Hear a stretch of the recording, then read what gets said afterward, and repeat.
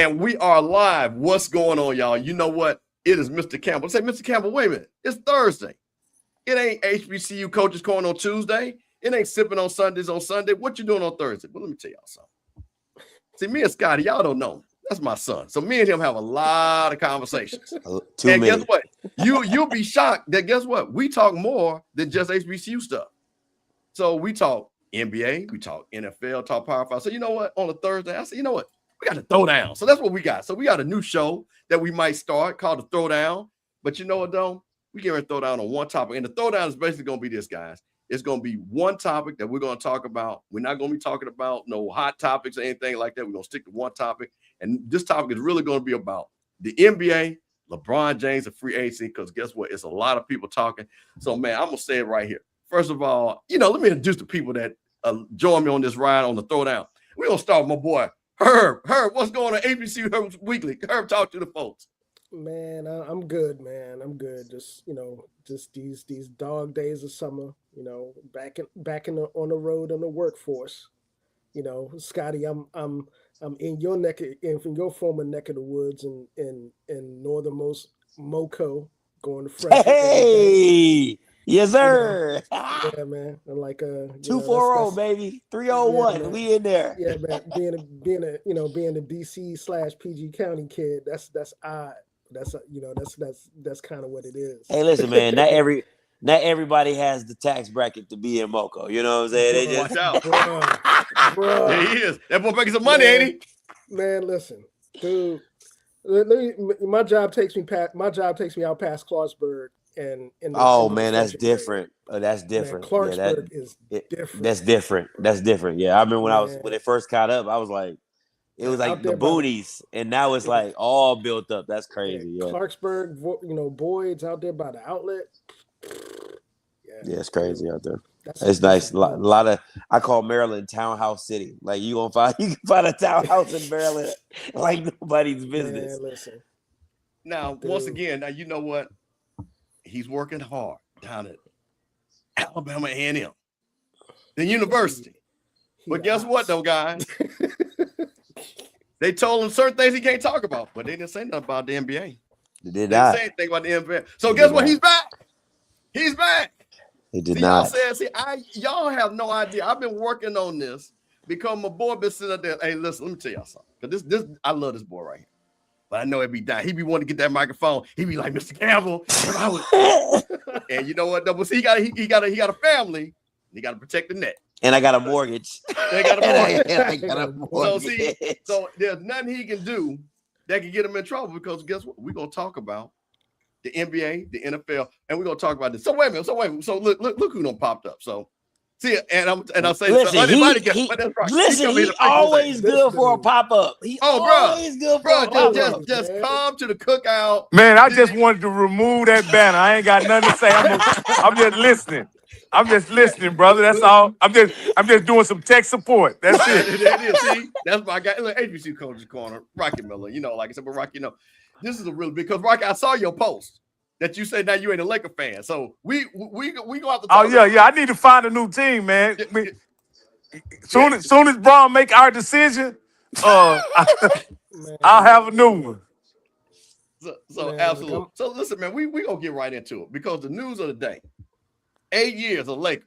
Scotty, super fan. LeBron. Guess what, man? The Lakers, or LeBron said he wanted to move on. So I'm going to play this little clip to get us started right here. And then we're going to talk about it on the side. Because what I want to really know is you guys as fans, what do you think about what the Lakers have done? What do you think about LeBron's next move? But I want to kind of talk about this and let them set the table. So, Sham, he got everything going and everything. So let's pull this up right here.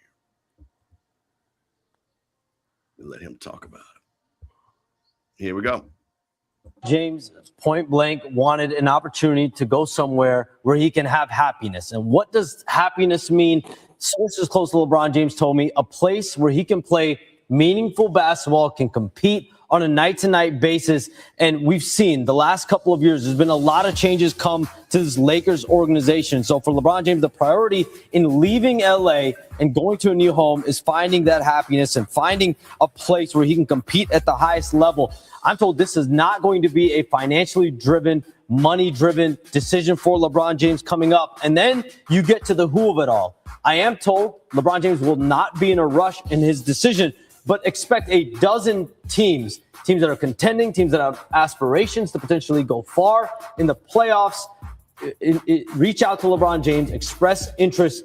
3 notable teams that everyone around the league is keeping an eye on with LeBron James: the Golden State Warriors, the Cleveland Cavaliers, and the Miami Heat. 2 of those teams LeBron James has already played for and has won championships with. Many more will be trying as well, and I expect Rich Paul is somewhere getting already pitches and offers as we speak. Scotty, when you heard the news that, and I like to say this, that LeBron James broke up with the Lakers before they broke up with him, what was the first thing that you thought?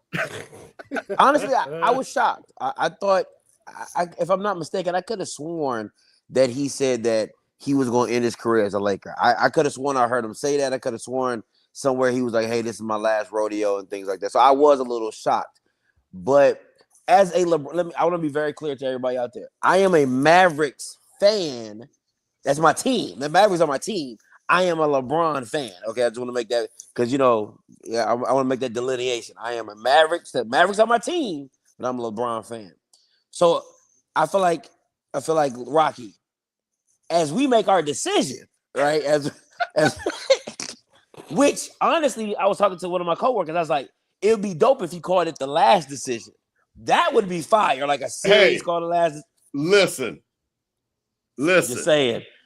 LeBron paid me for that. All right. So, but overall, it's kind of his stilo, so I can't get too mad. If we're being honest, this is LeBron's stilo.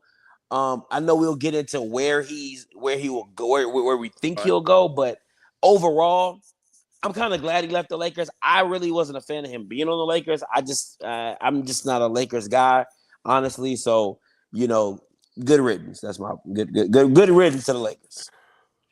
Herb, man, when you saw the news, now you're a basketball guy. When you saw the news that LeBron James broke up with the Lakers before they could break up with him, what did you think about it? I mean, it was expected, to me. I'm you ain't got no sound, Herb. Oh, damn. Can you hear me? Testing. I can hear him. Oh, I can't hear him. Yeah. Guys, check. Can you guys hear Herb? I'm gonna log out and log back in. Okay. Yeah, because Herb, I can hear you. Yeah. I mean, honestly, man, to me, it was expected.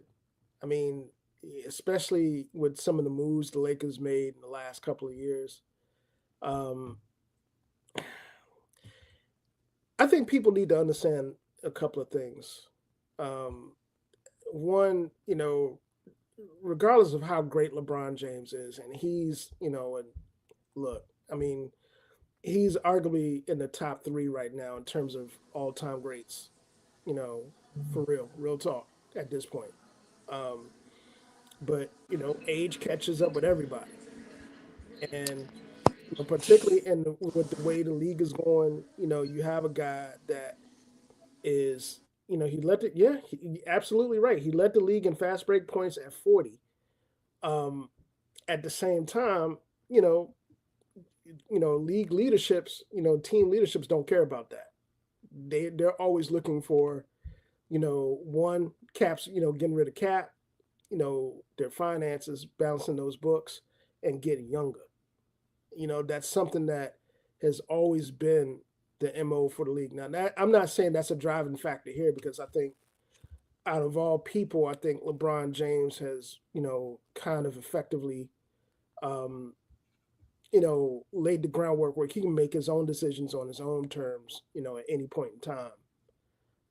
But, wherever he goes, you're going to have to, keep a couple of things in mind. One, there's not a lot that doesn't happen with LeBron James not having the ball in his hands and being, ball dominant, whether he's initiating offense, whether he's getting other people involved in plays, especially with the nature of the league.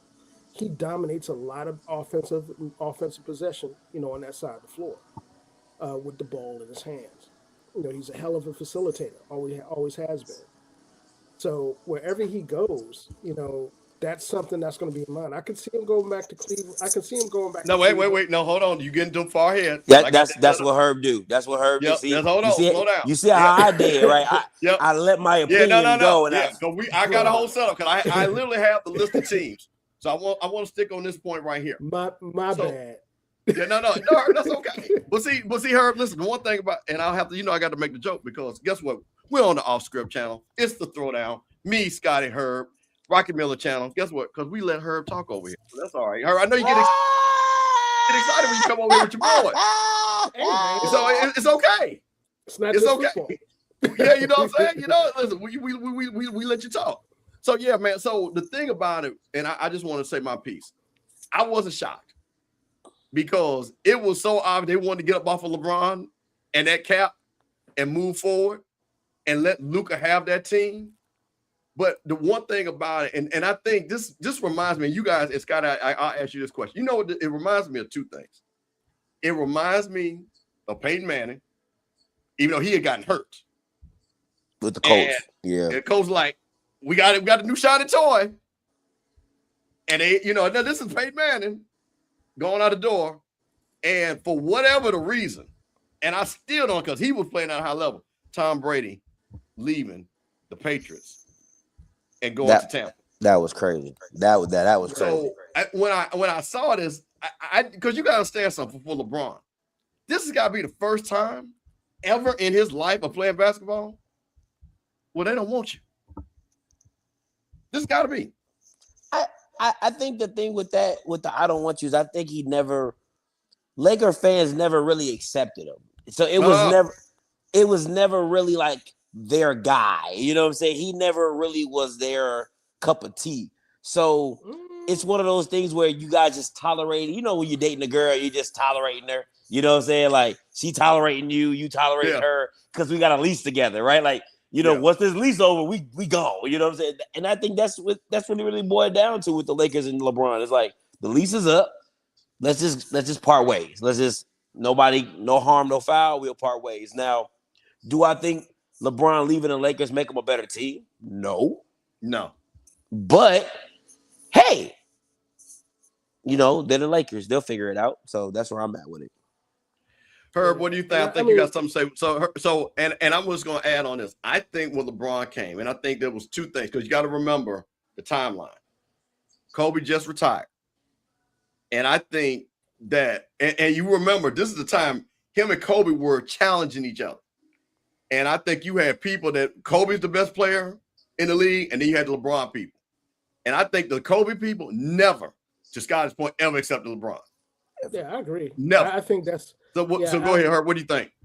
Well, yeah, I agree with that point. I don't think Kobe under any world of circumstances was going to be a hard act to follow for anybody. When we're not even talking about the fact that how he passed tragically, and the effect that left on that fan base. But yeah, man, I mean, it is what it is. I think you made a really good point in the sense that, they saw the writing on the wall. It's the end of the road. Might as well leave, with both parties, on good terms. Somebody mentioned in the chat, about Anthony Davis, and LeBron going to Golden State. That ain't happening. I don't see that. How he keep skipping? How he keep jumping over the points? Herb be taking. We not there yet. I was just responding to the guys because I saw it scroll up on the screen. I wanted to respond. I'm not skipping the point, man. I just don't. I think, but yeah, like I was saying. Damn. We fast over here, Herb. Yeah, bro. I mean, I like I said, man, I think it is what it is. And I think you made a really good point. Kobe is a hard act to follow for anybody, much less somebody, coming in with their own legacy and their own, stardom or slash fandom that you want to, kind of make it about. Now that didn't help. The graphic you just put up here. When you first got there, and I'm gonna set that up in a second. Hold on, and let me tell you something. You let me tell you something. See, this is why I know you don't know basketball and what's going on. The Buss family does not own the Lakers anymore. They do not. The owners of the Dodgers. So yeah, the Busses, yes, they might have thought that. So you're a year late. So no, I am right because that Dodger owner. Listen, you go look at how many Dodgers he swept out. So I pulled this up right here because I thought this was interesting. Because the next question I want to get, what do you guys think LeBron's Laker legacy was? Because one of the things, and this is the thing that just blew my mind what I saw. Should LeBron get a statue? So I said, no, wait a minute now. Magic got 5. Bruh. Ricky got 5. Jared Wilson logo. What are we doing? So I wanted to pull this up. Is this a conversation really? Hey, listen, we gotta have it. We gotta have it. So this was the years. And let me make sure. See, I can make this as big as possible without. This is what LeBron's years were. So he was there for 8 years. So his first year, 37-45. Next year, this was the bubble year. They won the NBA title. Next year, first round loss. Missed the playoffs, 2021-22. And this is when they really broke down when they brought Westbrook. And they really weren't happy about that. And I think Melo was on that team. This was when they had the nice seed, lost in Western Conference Finals, 22-23. Lost in the first round again. Lost in the first round. This was Luka's first year. And then lost in the Western Conference semis. Scotty, 8 years of LeBron. You're a LeBron fan. What do you think his legacy was with the Lakers? Average. It's probably his worst stint. If we're being, think about all that, this has probably been his worst stint as an NBA player in his career. And that's counting the first go around with the Cavs. So it's to see to anybody else's standard, that's not bad. But when you combine it with LeBron and it being the Lakers, that's average. That's average. It's really below average, for being honest, right? Because missing the playoffs ain't bad. Because I want to know let the Kobe fans. Let's not forget Smush Parker, and let's not forget that. And the Lakers had lost. And mind you, I want to just add your point. They had missed the playoffs the previous 5 to 6 years. So until he got those 2 twin towers with Paul Gasol and the other tall boy was Andrew Bynum. Until he got those 2 tall Bamas, he wasn't winning anything by himself. So I want to be very clear about that. So all them Kobe Bryant, he's a Laker through and through. He was sucking too. Okay, when he wasn't carrying the team like people like to say he was. But to the standard of the Lakers and to the standard of LeBron James, it was average. Herb, what do you think? Statue for LeBron, 8 years? Nah. He was mid, I mean, for the duration of the time.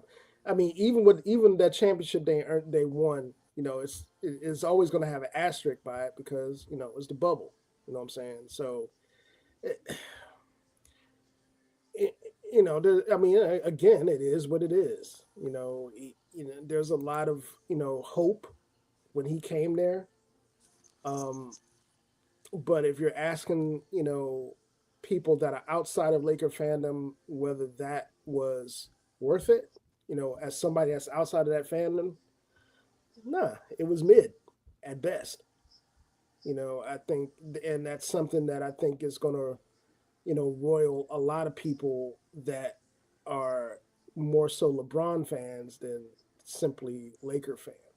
Because Laker, like I said, to a T, most of the Laker fans are like, okay, yeah, great, peace out, homie. We'll see. We'll talk to you later. But yeah, if you're talking about the sum of his Laker career in terms of whether that's worth a statue, nah, not even close. I don't see it.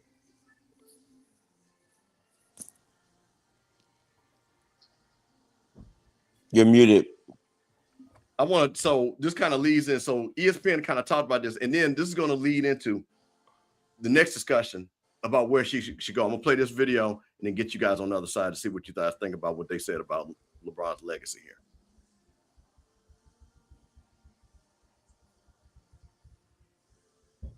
Made a point that resonated with us early in the show about LeBron's legacy not being tied to a team, but rather to his I own can't identity. hear it. Is it playing? Can y'all hear it? To potentially can't hear become the first player in NBA history to win a championship with 4 different teams. You think that's something that That's on me then. You good? Go ahead, finish up, Mr. Campbell. There's no biggie. Okay. I already watched it on Get Up this morning. I watched it. he might be factoring in? I don't know if that is because he already believes that he has checked off every sort of box. I think the greater thing is that when we associate Michael Jordan, we associate him with that red and black. When you see purple and gold, you think of Magic Johnson or Kobe Bryant. When you think of LeBron James, you don't think of a jersey. You think of LeBron as a singular franchise, as a player who has gone to these different places and has stamped his mark in these places, but ultimately is not of these places. He is of himself. And I don't mean that as a selfish thing. I mean that as a very freeing thing. Like, he had no problem going to Kobe Bryant's franchise. He had no problem going to Dwayne Wade's franchise. Whatever norms and rules that we have had in sports, don't go and play with your rivals. Don't go and play with someone that you played with before. Like, all those things, he breaks all the rules because he is of himself. And I think that is, for better or worse, that is his enduring legacy, is that he is his own franchise. I think. What do you guys think about that statement? I mean, I think he makes a good point. I mean, the closest he probably came to, being immediately identified with a franchise is probably Cleveland, because, I mean, that's where he's from. His first go around, was a prodigal son, cut him a home, got him a title, and then, after that, he kind of lost that. He didn't have that type of, identification with the city of Miami. He didn't have that type of identification with the city of LA. It's just, I think there's a lot of truth to what, that guy in the interview kind of laid out. Like I said, I think the closest place that he came to doing that was Cleveland. And that was because, like I said, there's a lot of other factors that go along with that. Him being from Akron, like I said, coming home, so to speak, bringing the hometown franchise his first, really first championship I think ever. So, I mean, in my opinion, that's, I think that's the closest. You're not going to, if anybody is going to say, well, I identify LeBron James as a Laker through and through, that's not going to happen. Yes. Yeah. That's not going to happen. I mean, I think somebody in the chat, mentioned, people judging Shaq. Shaq is more of a Laker than LeBron could probably think of. And that has everything to do with the fact that he was part of one of the best tandems in playoff history, as a Laker. Shaq and Kobe, those are Lakers. People talk about the Lakers. There are certain personalities that they talk about. There are certain players they talk about. Kobe being one, Shaq being another. Shaq is, you think of centers, you think of, Kareem, and then you think of Shaq in terms of Lakers centers. Yeah. So, guys, here's the thing. So, LeBron's next move. So, I've got, ESPN has got a couple of teams. Now, we've heard the teams, the Golden States, the Miamis, go back home to Cleveland. Now, all of a sudden, and, Brian Windhorst said, what can a team do to really attract LeBron? The big move with Philly, bringing in Jaylen Brown. So I'm going to pull this up, kind of talk about their pros and cons, and we can talk about this on the other side. And what you guys think of where LeBron should go. So this one right here, when I first heard this, and Golden State, but here's what they say. Golden State Warriors check all the boxes for James, maintain strong relationships with Steph Curry and Draymond Green, longtime rivals. They won the gold medal, at the Olympics. Golden State will be practical for LeBron. He put down roots in Los Angeles. So basically he could go live in LA, commute to the Bay Area, join the Warriors organization with a reputation accommodating the stars. The Warriors, like the Lakers, are a glamour franchise, but the cons. While Green declined his player option this week is a move that could potentially cause Golden State to build a sign James. The Warriors have big contracts on their books with Curry, Jimmy Butler, and Porzingis, which was interesting on the re-sign when I saw that, which kind of let me know, even though they can move Jimmy Butler, I'll talk a little bit about that to get AD. So basically, in other words, James will be looking at Steve Pagan, which he talked about, that he's not looking for money. He's looking for fit, which we heard about. And then also, too, the age of this team in the West. So, guys, let's talk about this team and this fit right here. Well, let me bring Scotty back on. Oh, there you go. Herb, we'll start with you. Keep it short because we're going to roll around. What do you think about his fit with Golden State? Too old, man. It's too old. Herb, speak up a little bit, too, because people say they can't hear your mic.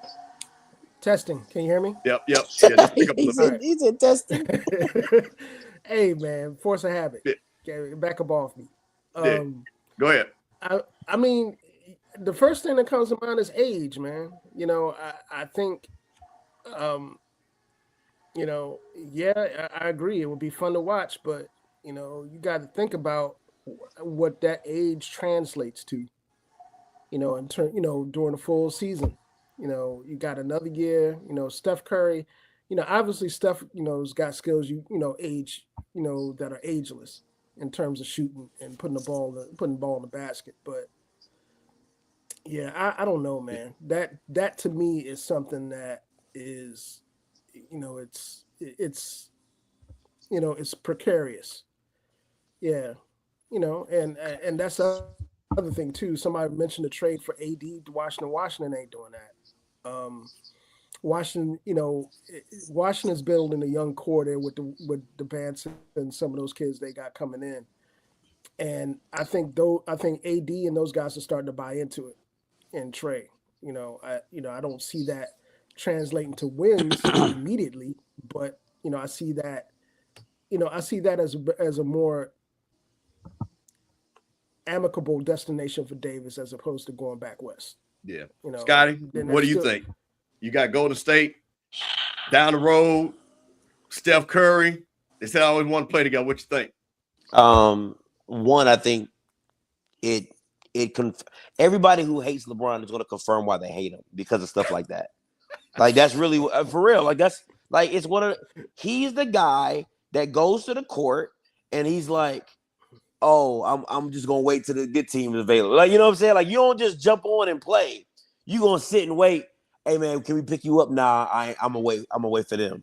Like, it's come like, man, just play ball. You know what I'm saying? Like, that's the issue with people who hate LeBron. They're gonna be like, that's all he does is running. He run. Because if you just look at it from his time at Miami to going back, because people don't forget when he went back to the second stint for the Cavaliers, they had Andrew Wiggins. And he made them trade Andrew to get Kevin Love because he didn't want to deal with a young squad, right? So now you got Kevin. He built that team to what it was, and then you go to the Lakers, and then you get rid of the young guys, Lonzo, Brandon Ingram, and all them. Randall. You know what I'm saying? I don't think people realize how many people were on that squad that are still in the league based off of that trade. I can't hear you, Mr. Campbell. I don't know what's up with my sound. Not just in the league, but in the league and producing. That's the big thing. You know, Herb, can you hear me clear? Yeah, I can hear you. I can hear you clear. Yeah, I know you can. I don't know what it is, but that's why I keep coming in and out. But I'm gonna just finish my point. I'm gonna jump in and out. So, going back to the Warriors, right? For me, is this the reason it fits LeBron is because he doesn't have to teach championship culture. He doesn't have to teach what it means to be a champion. He doesn't have to, put somebody under his wing, and he don't got to do none of that. It's day one is championship or bust if you go to the Warriors, and everybody knows it. Everybody's okay with the expectations, and that's a LeBron type team. I 100% agree with Herb. That's just nursing home old. Okay, like that. You can't keep up with none of the young guys that's going to be ripping and running around there. Boy, and at the end of the day, emu right there, boy. Dog, you know what I'm saying? Like, and then at the end of the day, I think if I'm Washington, I do make the trade for AD because I'd rather take the younger piece of Jimmy Butler and move him later than the old beat down, always hurt, can't do a full season AD. Because you already know what AD gonna give you 40 games. He gonna get hurt most of the season. then you get him in the playoffs. You're gonna play one series. You're gonna get hurt in the series, and he ain't gonna be there no more. So you might as well let that just be the Warriors' issue. You get younger. You get Jimmy Butler, who's an asset, a veteran, and then maybe move him later for some pieces. But yeah, I would definitely trade. I would trade AD so damn fast, boy. But I'm gonna jump off and I'm gonna jump back on and see if I can get some sound. Yeah. Yeah, So go ahead, Herb. Go ahead. No, I was saying I get where Scotty's coming from, and I agree to an extent. I just think it's a wash either way because, we're talking about Jimmy Butler being younger, but he ain't that much younger. You know what I'm saying? No. So probably like 2 years, probably. Yeah, that's kind of, to me, that's kind of a wash. And I think for what Washington has, they already guard heavy. You got Trey in that backcourt. You got, a lot of younger pieces that are really, really rounding in the floor, Bub Carrington, some of those cats. But yeah, man, like I said, I think that's a wash. If they do that trade, it's, it's one, it's one Asian vet for another Asian vet in my eyes. Well, I'm going to come from the agent side, so I always look at the numbers. Here's the thing: if you got, here we go, add Scotty back, move that. So one of the things that you got to remember, if Washington does this trade, they do this trade for cap relief, because what would happen is if they trade Jimmy Butler, this is his last season. So you're talking about $50 million. You trade AD, you get that $50 million, you don't re-sign Jimmy Butler. Now you got $50 million of cap space. And then you go try to find another young guy, a young big that's out there with $50 million. Then now you got the band, to your point, we ain't going to get on Washington too much, but I'm just using your example of Star, the Banzer, Trey White, and then you get another young guy again. Because case in point, and I'll just make this because I want to keep this. Because here's the thing. You already hear in New York talking about they don't want to pay Karl Anthony Towns his money. So you start doing that, he's up for an extension. Crazy. So does he come on down I-95? You know what I mean? If they would make that move. If I'm Washington and I'm sitting up here doing this. Again, now here's the thing. Just on the last part about that. Rich Paul, only way he gets paid is to get an extension for AD. So if he comes to the Warriors, it's going to be because they're going to give him an extension, which I wouldn't do, to your point anyway. So now, next team that they said, which I think, shout out to A Willa 38, fam, you were in the house. She just said it, and we're getting ready to pull it up. She said he's going to the Cavs. I don't think he's going, but let's talk about the pros and cons about the Cavs and what they got, what ESPN has, pros and cons. So, of course, we all know local hero, hometown boy, be his third stint. And then this is the thing where I thought about and I really want to hear you guys, because one of the things is two things about this. Where does LeBron play? Where does he fit? But they said Cleveland could use his playmaking size and playoff experience because how they were swept by the Knicks. Because Ken Atkinson was like, we played really good because of analytics, but I never known analytics to ever win a series. So again, that's one of the things. And then, of course, it gives them a little bit more size in the backcourt. So they said, one executive said, Cleveland will be representing Cleveland's fit. I don't believe that, but it's the cons. With James leave California Charms and adjusted roster of new faces he hasn't previously played with, Mitchell Harden, Mobley, and Jared Allen. Cleveland took a step back in the chemistry department last season after the sensational 2024 campaign, and Kenny Atkinson struggled at times as a game manager in the East Finals. Though Atkinson's been an NBA head coach assistant, this will be his first time working with James. Scotty, back home, the Akron kid, does he go back to Cleveland? I say no. It's not enough star power. You ain't got too much left in the tank. I can't take a risk because, first of all, you can't trust James Harden. Let's just keep it a buck. And you can't trust James. And then on top of that, I love Donovan Mitchell. I think if I was James, I would ask. If I was LeBron, I would ask him to trade James Harden and get somebody. That's just me personally. I'm just not a fan. He ain't never done nothing. Now you can treat James Harden like you treated Kyrie Irving. Teach him how to win. Teach him how to manage the game. Teach him how to be relevant. In the game 6s and game 7s. But I think man, it's hard for a leopard to change their spots. And for right now, Harding is a walking problem in game 6s and game 7s. He just never shows up. So to me, I don't think that's something that you would put on LeBron. If I'm LeBron, I'm going to put on myself. Because again, I'm 42. I ain't trying to do too much. He's trying to do just enough to win a championship. And I think he has to do too much at Cleveland. Herb, what do you think? Back home, is it a fairy tale? He goes back home, leads Cleveland to the finals against the young guns in the West? Nah. I don't see it, man. I I think Scotty made a really good point in the sense that, LeBron has a thing about, having to teach people around him how to win. And, I think him going home and particularly having to deal with Harden, if him and Harden on the same roster along with Donovan Mitchell, I don't see that. I don't see that meshing at all. We're not even going to get on the fact that Harden is like a walking, dumpster fire defensively in anybody's championship series. So I can see how that would, just immensely piss that dude off. But yeah, I don't see it.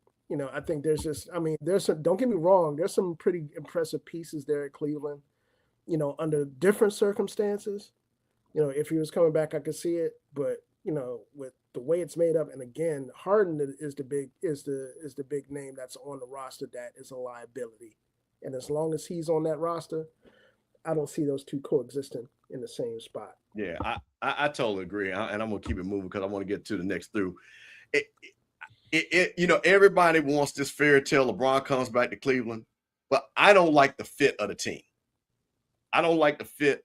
Like I say, if they had another small forward, move LeBron to the point, Donovan Mitchell at the 2, get rid of Harden. Now, which is the crazy thing is Harden opted out of his contract to re-sign a long-term deal.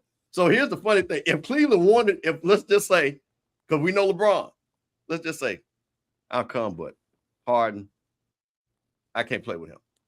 They got the out because listen. Now think about this maneuver.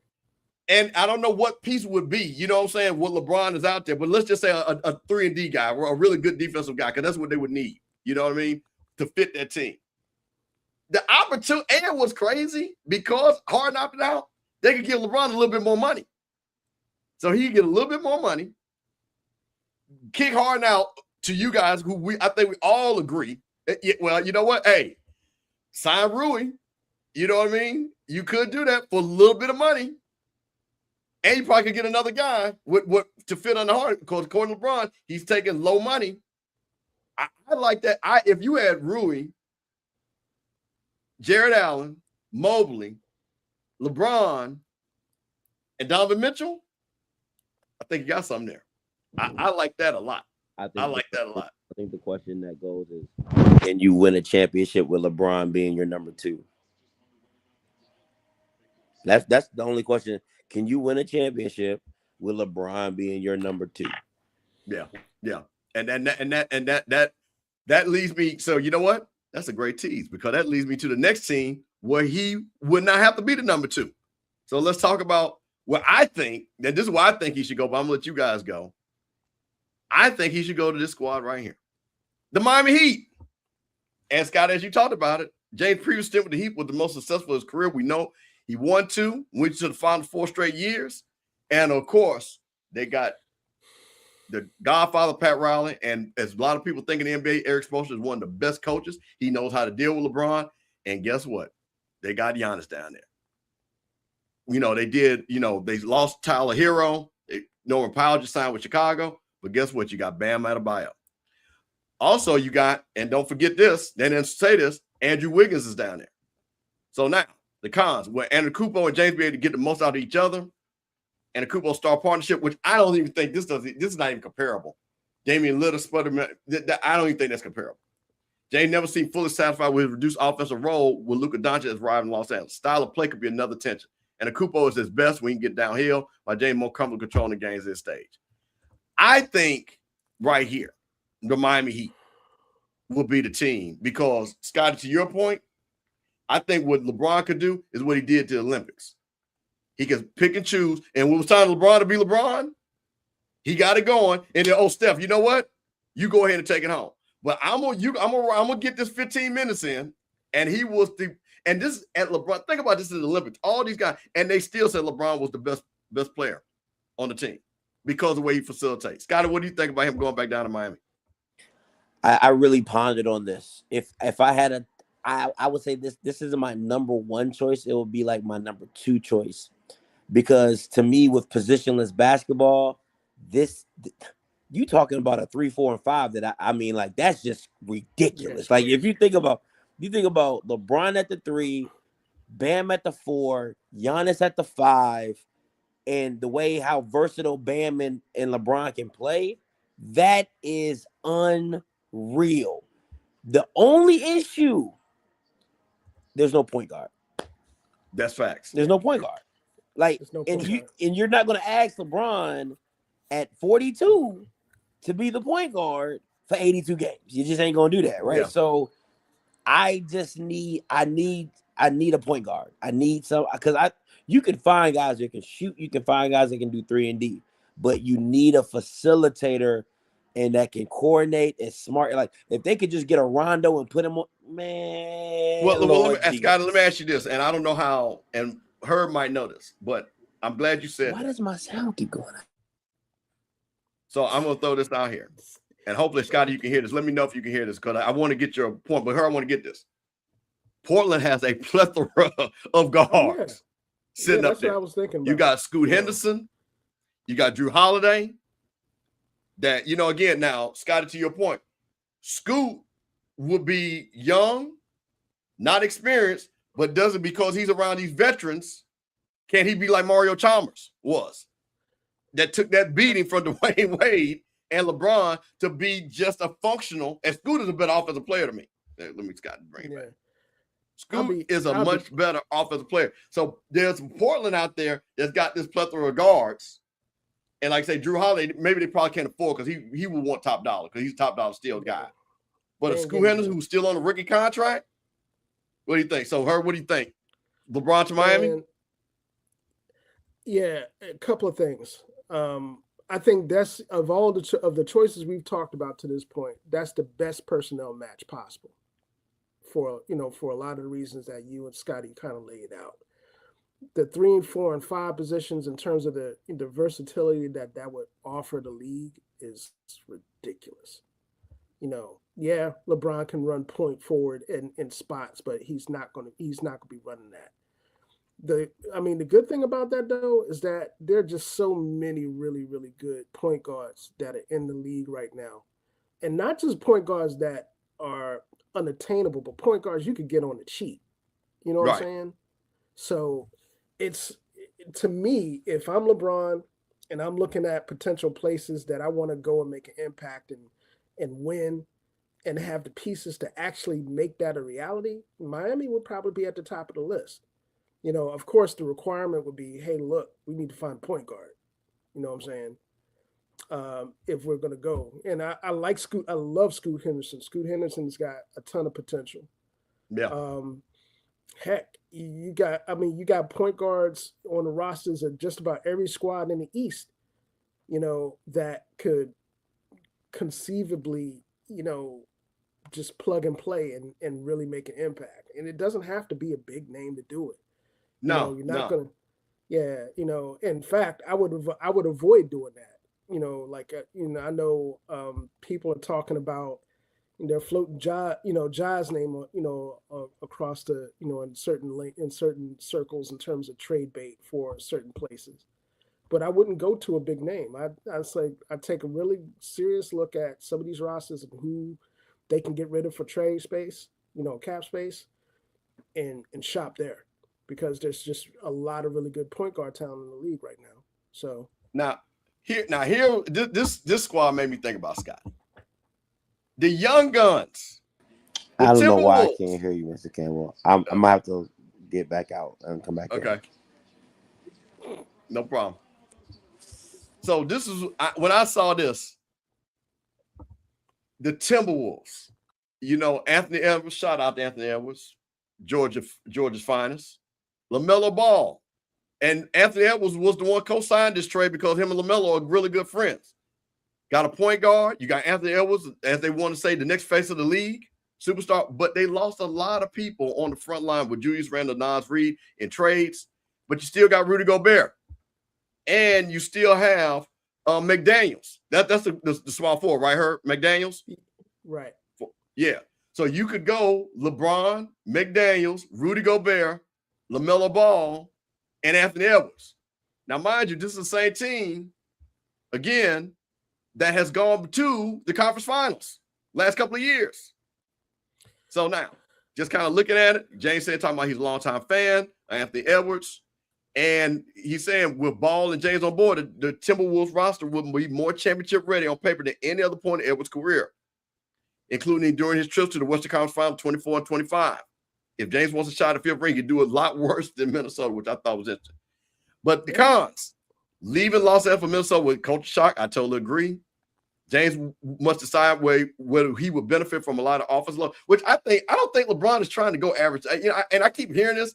I don't think LeBron is trying to go average 27 a game. I think he wants a lighter load when I hear this.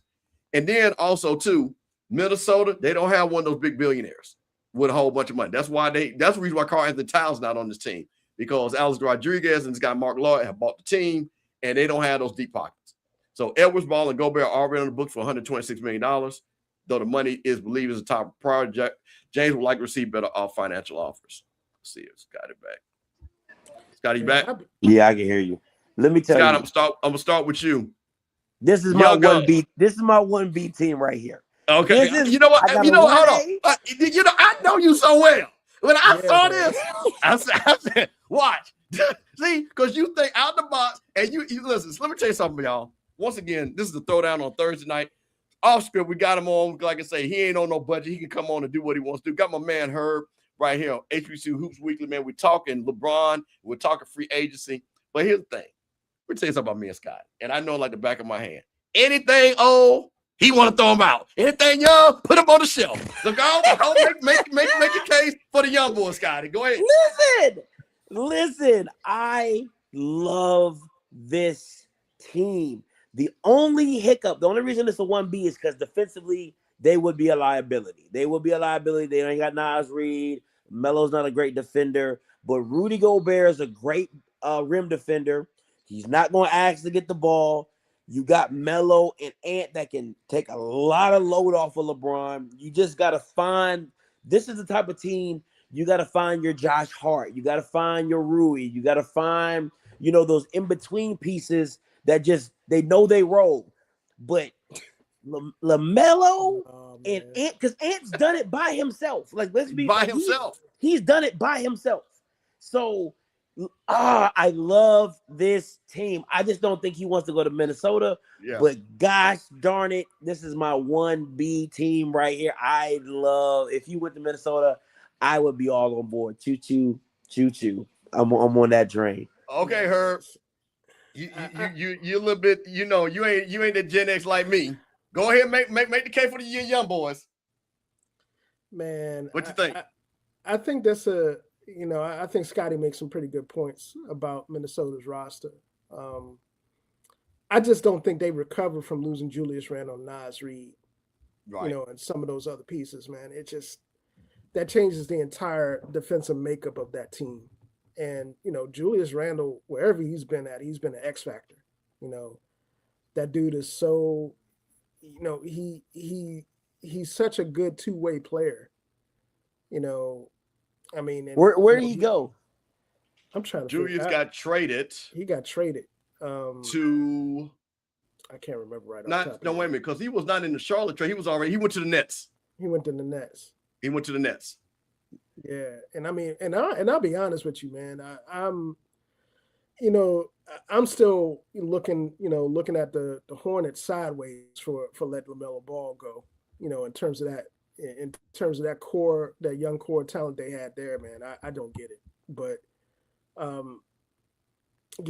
mean, I could definitely see that happen in Minnesota. Somebody just posted that the Wizards reached out to LeBron today, I'm like, man, don't do that. Please don't. He's not doing that. There's no way he's doing that. And not just from a, as a Wizards, as a long, lifelong suffering Wizards fan, I just don't see that. I don't see the culture fit, and I don't see the match for it. But yeah, I mean, I would like to see that. I still think Miami is probably the best place from a personnel standpoint where you can land at, because it's just, that versus. Well, yeah, Rocky, we know that's kind of why why we were so happy to get win the lottery, bro, and get AJ down there, man. We slowly putting it back together at some point, but yeah, I mean, I just don't. Yeah, I don't see it. Yeah. I can see Minnesota, and I can see Miami. I mean, just because from a personnel standpoint, that makes the most sense. Miami in particular, man, like I said, that 3, 4, and 5 interchangeability with those guys there would be crazy. It's nuts. I'm going to talk about this last team. I saw this, and I thought this was interesting. And I'm just going to get right to it. So you're talking Joker, Murray, Aaron Gordon. So again, you're talking about a guy that can play the high post, low post pass. Great passer, him and LeBron pass on the front court.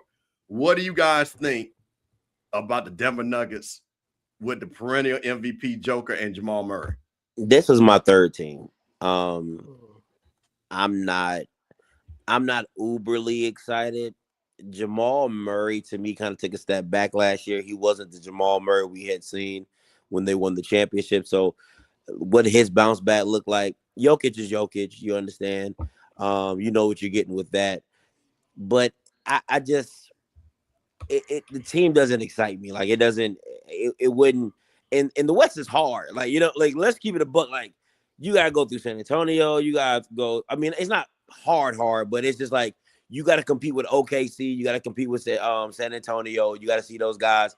And this team with LeBron, to me, doesn't put you over the edge of an OKC or a San Antonio. So yeah, it's like okay for me.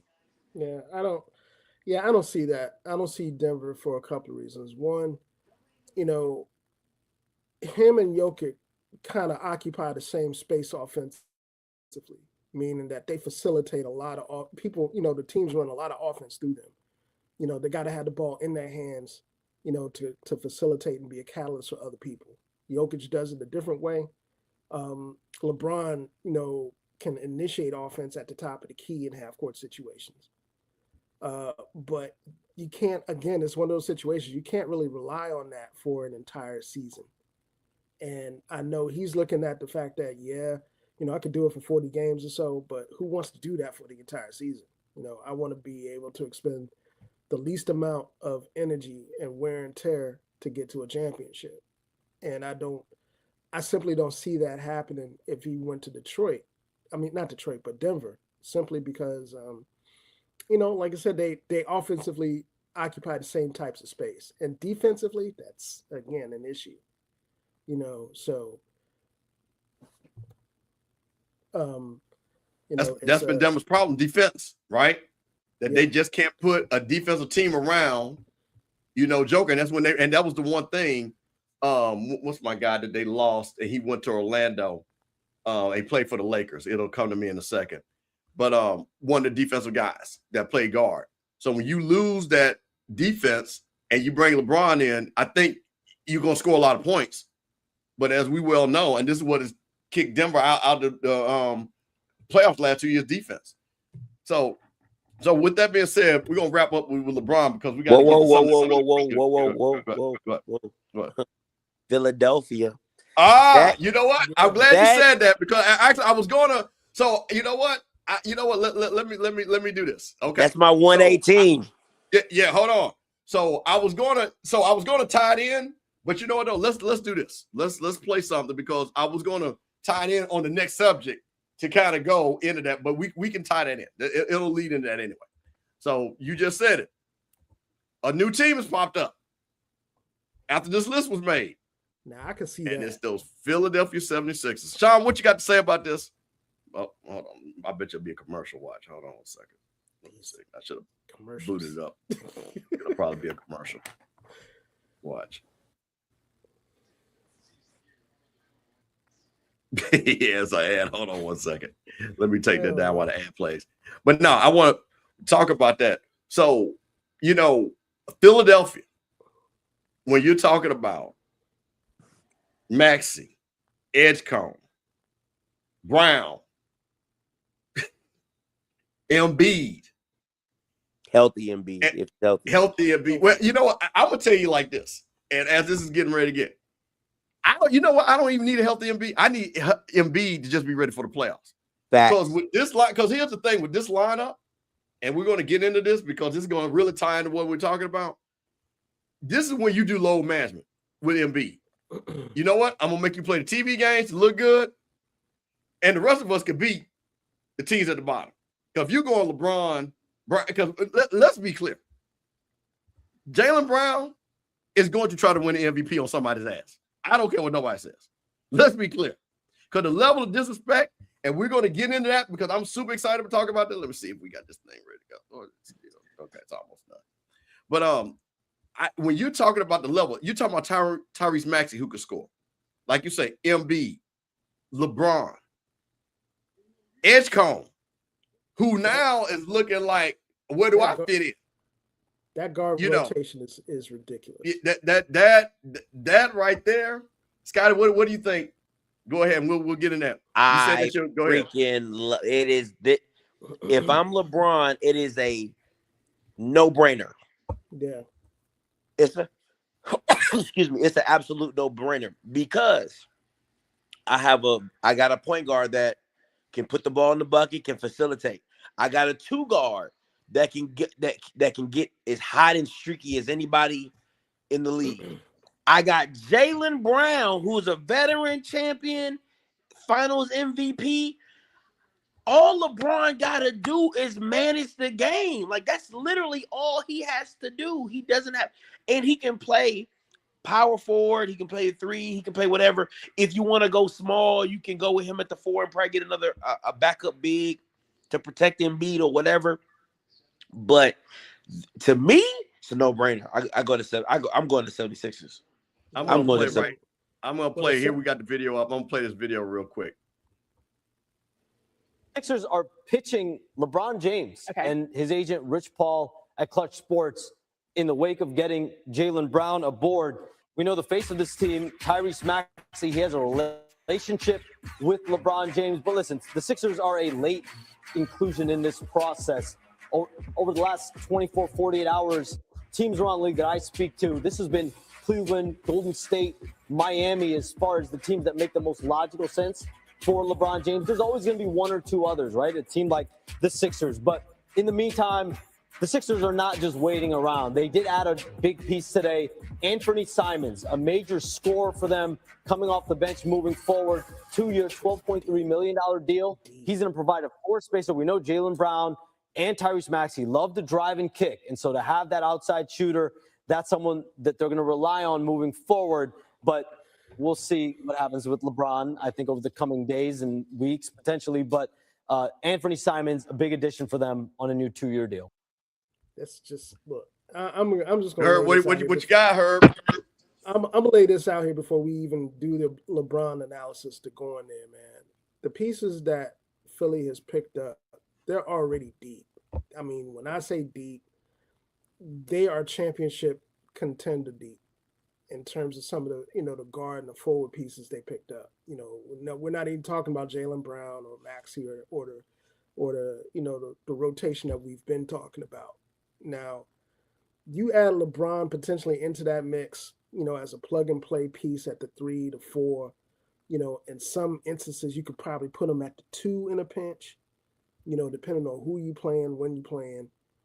Well, I mean, no, Rocky, they're not young and dumb, bro. I mean, if there's any situation that you want to put LeBron in, is that. Because, one, they've been to the playoffs. They've had that run. And having a guy with that caliber of experience puts them over the top.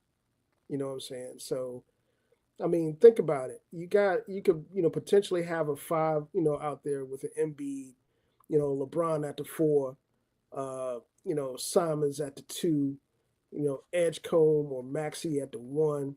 You could put Edgecombe at the three. There's just so many so many things you could think about in terms of that lineup offensively. And we're not talking about, that bench. You know what I'm saying? So if that was actually a move that they made, that would be, yeah, I'm with Scotty on this one, man. It's like that's a place that's a no-brainer for me. Well, I'm gonna ask something, Scott. I'm gonna bring it back to you. And it's Rocket said young and dumb. The basketball IQ would have doubled with Jaylen Brown and LeBron James. Yep. Let's be clear. Absolutely. So that what you're saying, what you've seen Philly in the past, and Nick Nurse, who has won a championship. So you got a championship with coach, Toronto. Yeah. has with Toronto, and also know how to integrate a guy. Because remember, Kawhi was only there for one season. Comes in, understands how to move all the pieces around, and go to a championship. So to your point, Rocky, I think I'm like her. I don't think that basketball IQ will be anytime LeBron James is on the team. And I think I saw no, LeBron is never going to be no six man for nobody. That's never happened. Yeah. So that's definitely not happening.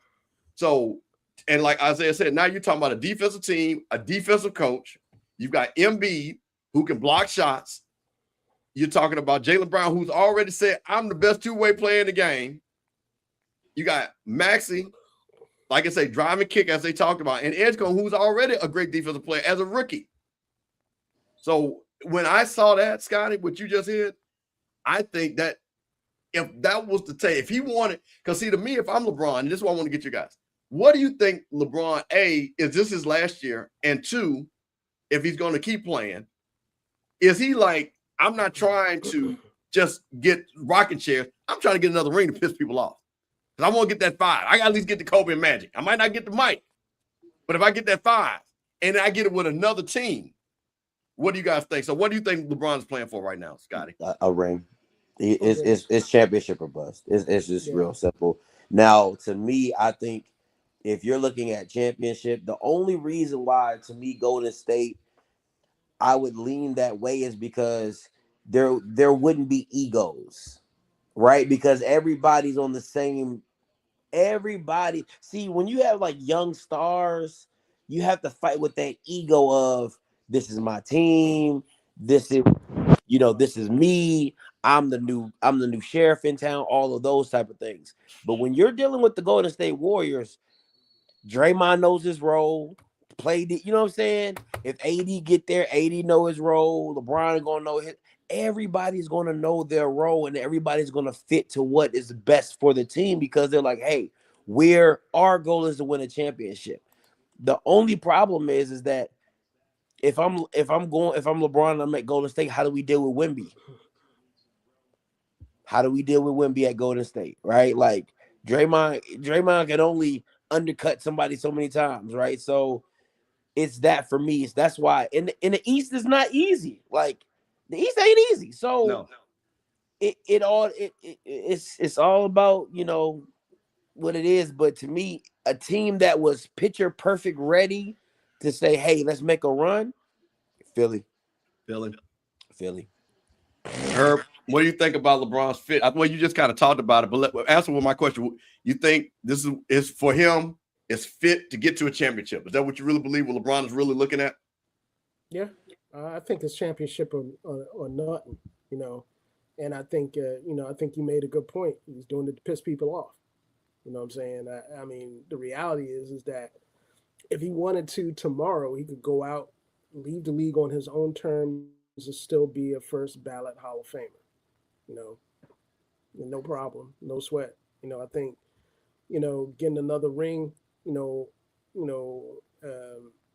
is strictly for the haters out there. So I think that's something, people may not want to believe that, but I think that's a real big motivating factor for him at this point. I'm gonna give you a scenario what that reminds me of. remember when Shaq got traded to Miami? And his whole thing was, I'm going to get one without Kobe. Yep. Yeah. And then I'm not going to say what Shaq said when he did his rap, Kobe, you can do what? Eat my blah, blah, blah. Because for Shaq, it was because it was a decision that had to be made. And Jerry Buss said, I'm taking Kobe. Shaq, you can go. And that motivated Shaq for those 2 years of running down there to Miami, get to that second year, because I think they played the first year and the second year they won the championship with Shaq. Mm-hmm. But that was that. He was so driven because to prove the Lakers wrong. To me, it's the same scenario. Okay, Lakers, you saying, because it's not about Luka. It's really about Austin Reeves and the money they gave Austin Reeves while LeBron is not back. You want to keep Austin Reeves, no problem. I'm going to go here. And then LeBron will let him know. I guess I can still play as an old man. Yeah, that's exactly what he said. So with that being said, that leads into, man, there was a huge trade by one of my favorite players, other than, and I'm going to tell guys a story about why I got this. I never wear a jersey. This is the first time I wore this jersey, but I'll tell you a story reason why I got this on, because it's a pretty funny story. My favorite player, the Boston Celtics traded Jaylen Brown, and let's talk about it on the other side. That's the dumbest shit I ever saw. Well, we gonna get into it because there's a lot of layers to this that's now popping up. Yeah. So here we go. Jaylen Brown, and Sean's talking about it. Offered Jaylen Brown and 2 unprotected first-round picks for Giannis. They missed out, but ever since then, you know what's been interesting? They didn't just stop the conversations there. They continued to have trade talks, and by today, they were actively shopping, full-blown shopping Jaylen Brown around the league, trying to get teams' best offers in. My understanding is Jaylen Brown, throughout all this, never requested a trade. He never asked out of Boston. This was all the Celtics. We'll learn more. This is obviously a very developing story, but Jaylen Brown is leaving the Boston Celtics. He will now be in Kevin Nagandi's with their 76ers. They offered. Herb, when you heard this, Jaylen Brown, and for what Boston, because I think it's also important too, what Boston got back, Paul George, 2 first-rounders and 2 seconds. What did you think? I think Boston's the dumbest franchise in the last 10 years, be quite honest with you. You don't give up an MVP piece like that in their prime. In their prime, when you got him and Tatum, old dude together, man, that's, you build around them, and that's what's kept them in championship contention the entire duration of him being with that franchise. And I'm just going to say this flat out, because I think Boston is an environment that has been problematic for a long time, not necessarily from a basketball standpoint, but from a public perception standpoint as it relates to their fans and the players and how they relate to, particularly players that are like, Brown, that are outspoken, that are extremely intelligent, that, and they speak out on things that are outside of basketball. It's a bad look. It's a bad look for that franchise all the way around. You don't get rid of a guy like that because you simply don't want him on the team. You know what I'm saying? There's a lot more to it than that. And that has a lot more to do with, what he represents to the league.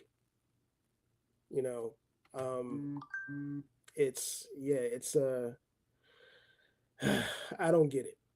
But but their loss is Philly's game, and huge game. Hey, huge game. Scott, when you heard the trade, Jaylen Brown for what aim? So 2 parts: the trade for the Celtics made, and then what they got in return. Paul George, 2 first and second. What did you think about that? A 2K forced trade. If anybody, hold on, we can't hear you. What happened? My bad. Can you hear me now? Yeah, perfect. If anybody's ever played 2K or any basketball game, they have a button called forced trade. It's like they tell you, like, do you really want to make this trade? Like, you're not getting the value that it was a forced trade. Like, I agree with her. Like, Boston got fleeced. Like, I mean, you're giving up. Who the fuck was Paul George? Like, I'm sorry. Exactly. I mean, And mind you, not only one Paul George still has $200 million owed to him. Okay, let's be clear. And they I would have understood it if Paul George was on his last year and you say, you know what, I'm getting him off the books, because there's a couple of things, but I'm gonna let you cook on this. But I want you to understand that they're stuck with Paul George. It ain't like we let him play 1 year and then we get him off our books and then reset. Go ahead, Scotty. Again, who the fuck wants Paul George? Like, that dude is so, he is the neighborhood chick. Like, he's around the way girl. Like, he just keep getting passed around. That's what he, like, for real. Think about it. Like, he's the jump off. How does OKC get Shai Gilgeous? Paul George. Listen, I got a graphic for that too. Danilo Gallinari. Paul George. Victor Oladipo. Paul George. Like, he is the pass around chick to get what you need. It's crazy to me. So anything that has to do with Paul George is a loss. You lost. If you telling me I'm getting Paul George, I lost, right? Because Paul George ain't gonna be healthy and Paul George is gonna do some stupid stuff. Now, on top of that, Jaylen Brown in your own division, one of your main rivals, the team that just beat you down 3-1 and came back and beat you, you just gave them your best play, one of your best players.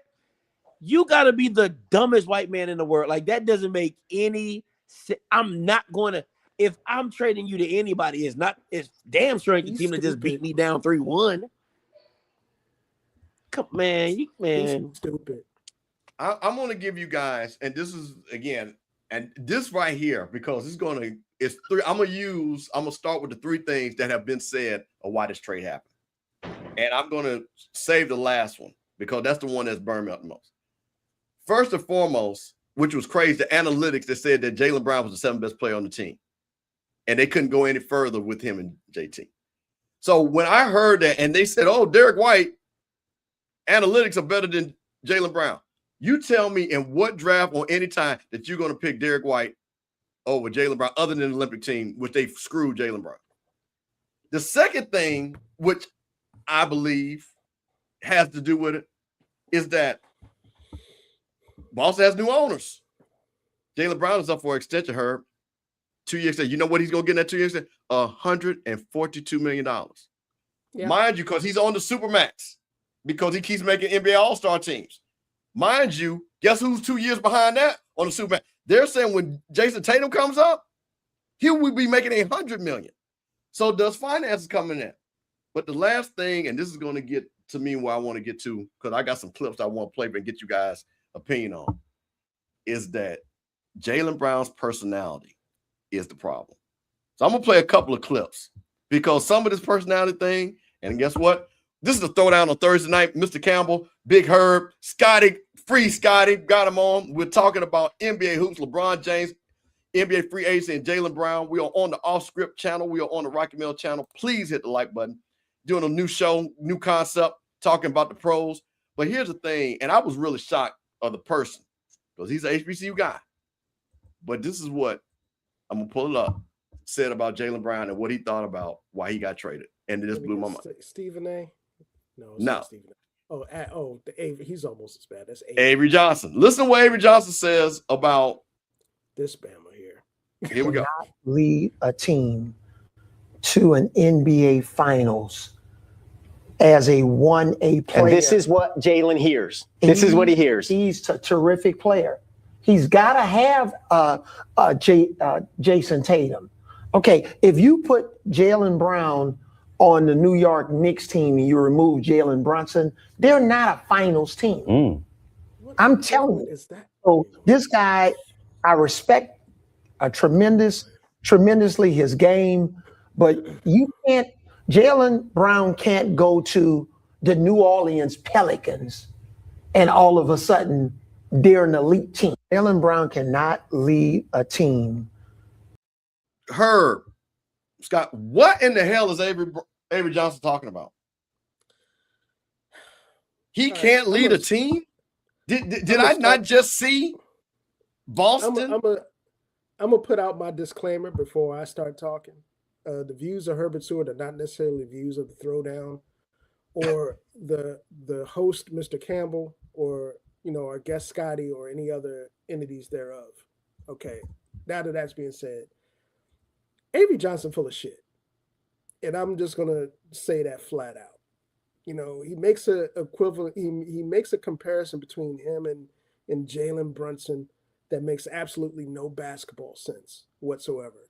One, Jaylen's a point guard and a guy that is a facilitator and leads by scoring from that spot and getting other people in the best positions possible, and he does it in a whole multitude of ways.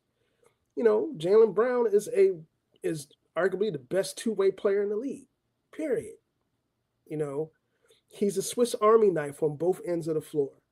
You ask him to guard people, he can guard 1 through 4, and some in a pinch he can guard 5s if the size disparity ain't there. He can guard point guards. And he's asked to do the same thing offensively. And he's clutch. You ISO him, he's hard to deal with. So to say that, to make that kind of equivalency to me is just kind of stupid. The other thing is that one, you don't make that type of comparison or, equivalency without understanding, one, you build around cats like that. You build around cats like him and Jason Tatum being at the 1 or the 2 or being on the floor at the same time. You put pieces around him. And so it doesn't make, to me, making that statement it doesn't make a lot of sense. And I think it has more to do, I know you're going to talk about that too, but I think it has more to do with the overall commentary that's being put out about this guy that ain't really fair. I don't get it. I really don't.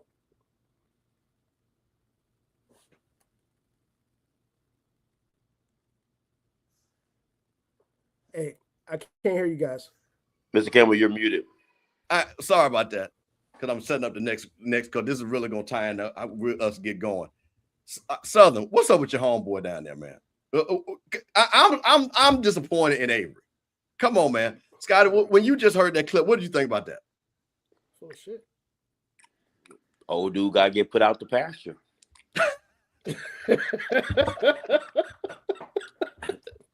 You told me. You said you know me. Young guns, get them in there. Old dudes got to get laid. Nah, but listen, for real though, what's crazy is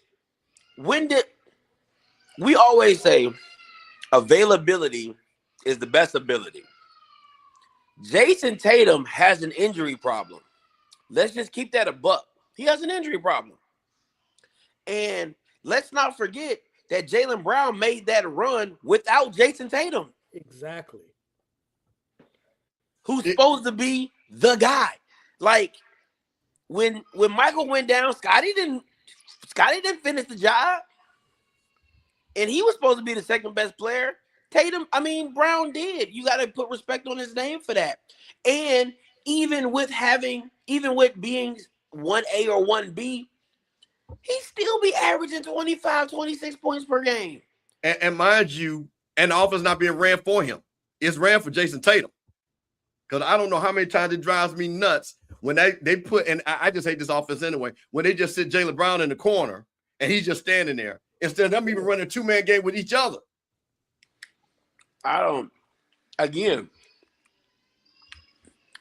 Avery has a point. You can't drop a lot of people on the New Orleans Pelicans and they be a playoff team. That's because the Pelicans are awful, dude. When he said that, hold on. That point right there. Name one player that you could name other than maybe Victor Wembanyama, maybe, because of what he can do, that you're going to tell me that you put him on the Pelicans and all these other teams he named, Memphis, Grizzlies, whoever, and that's going to put him in the conference finals. The only person outside of Victor Wembanyama would be LeBron James. But we talking about like a young LeBron. We talking about like our 2010 LeBron. That is just insane to tell me when you're sitting up here looking at teams. Jalen Brunson, who I think is a great player, you don't think he couldn't do that with our big cat sitting there? That's not the same team. You don't think Wembanyama, because Castle ascended, there's a reason why, and Harper comes along, Wembanyama was still saying Wembanyama, okay? Yeah. These guys ascend, all of a sudden you're in a championship. Jalen Williams with Oklahoma. All of a sudden Jalen Williams because of all-star play. Guess what? Oklahoma City wins the championship. What player is going at that level, other than, like you say, a young LeBron who just says, Cleveland, just get on my back. We just go to 4 straight finals, no matter who's there. It's unbelievable. It is unbelievable. But here's the thing that bothered me. One of the things that Jaylen Brown has always been criticized about, that people say, Herb and Scotty, that he's too smart. He went to Cal. He has other things. He's too worldly. Wait a minute. He was at the Black Lives Matter marches with George Floyd. He was speaking out. We don't want that. But I have heard, this is the dumbest thing, and the when I say one of the most racist things I've ever heard, let me play this of what Colin Cowherd said he has heard from GMs about Jaylen Brown. And I really want to get the chat involved in this. And Rocky, we might have to open up this call lines because this right here. This is Colin Cowherd, says the NBA sources told him Jaylen Brown became the smartest guy in every room. And the Celtics had enough. It seems Brad Stevens had enough. Listen to this. Brad Stevens is getting crushed, the GM. They obviously wanted Jaylen Brown out of the building. Jaylen Brown, I had 2 NBA sources tonight, 2 people in the league, one an executive, one a scout, say that Jaylen Brown it's a disease. He suddenly thinks he's the smartest guy in every room he's in. I've worked with people in the media. It's really, you get into a really bad space. You make a lot of money. Suddenly you're absolutely sure. You don't want to listen to your bosses. You don't want to listen to consultants. You don't want to listen to teammates. Jaylen's kind of, and by the way, this was, one executive told me, this was always a little bit of Jaylen Brown's personality, kind of the smartest guy in the room, and live streaming and throwing it out there. And that's just not a good space. It used to be nothing good happens after 3 a.m. Nothing good happens when pro athletes live stream. It's just trouble. Stay away from it. You need PR people. Even what I do, when you're emotional, when you're in a terrible mood, don't go to live streaming. Brad Stevens. I had to sit back and I had to watch this 4 or 5 times because I was trying not to get in my feelings as a black man. I really, and me and Scott, these times Scott discussed, I have to call him and say, hey man, am I off base? Because you're younger. What do you see? And I always admire what he gives me another perspective. But to say that Jaylen Brown has a disease and because he considers himself the smartest person in the room. Now, one time, and I watch a lot of basketball. I know a lot of basketball. I know a lot of agents. I know a lot of players. Now, one time, when have we ever heard Jaylen Brown being disruption in practice, being disruption on the team? Never heard any of his players, his fellow players say they don't like him or any of this. So now, all of a sudden, because you make this bad trade, you have to justify and attack this man's character to say, oh, now he considers him the smartest person. Well, I'm going to tell you a secret. Jaylen Brown has always been smart. Jaylen Brown with the Cal. I'm going to tell you a secret. When Jaylen Brown was getting all-star, he was messing around at MIT, learning robotics. Exactly. Jaylen Brown is real red.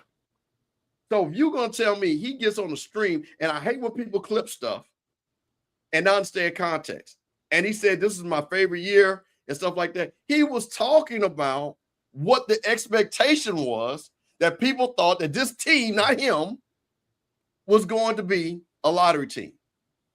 I can understand that when somebody don't believe in you and you as a group, that would make me feel, I understand the championship, but I think he was so misquoted. But when I heard this, to say that him being the smartest person in the room was a disease, the level, so just that was like, to me, just shut up and dribble, blah, blah, blah. That's exactly what it is. and I'll be Scott, go ahead, Herb. You go ahead. Go ahead.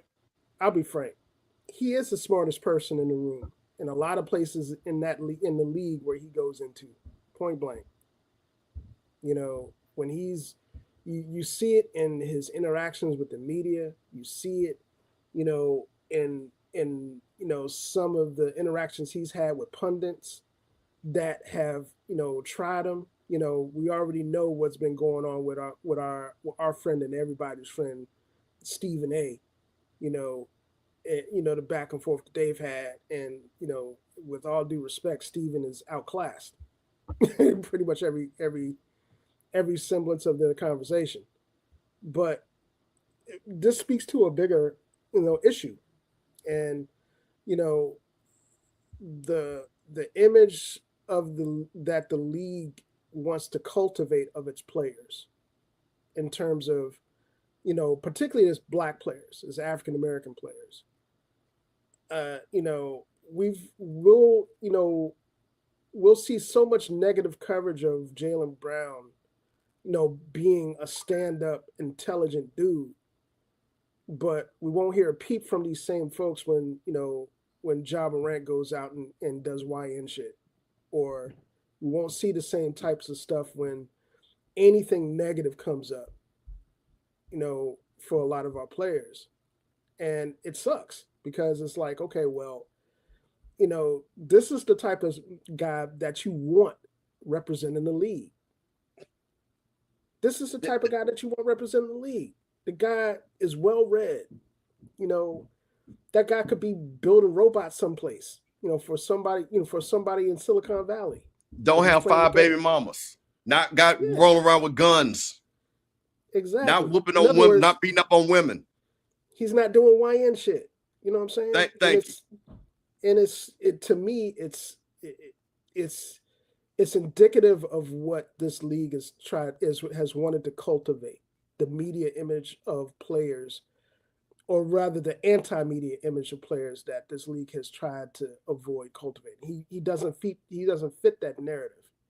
He doesn't fit that frame of player. So naturally, he's catching heat, which is stupid. Scott, when you heard that quote from Colin Cowherd, and just overall this thing that's now being said about Jaylen Brown, it's because of he's too smart.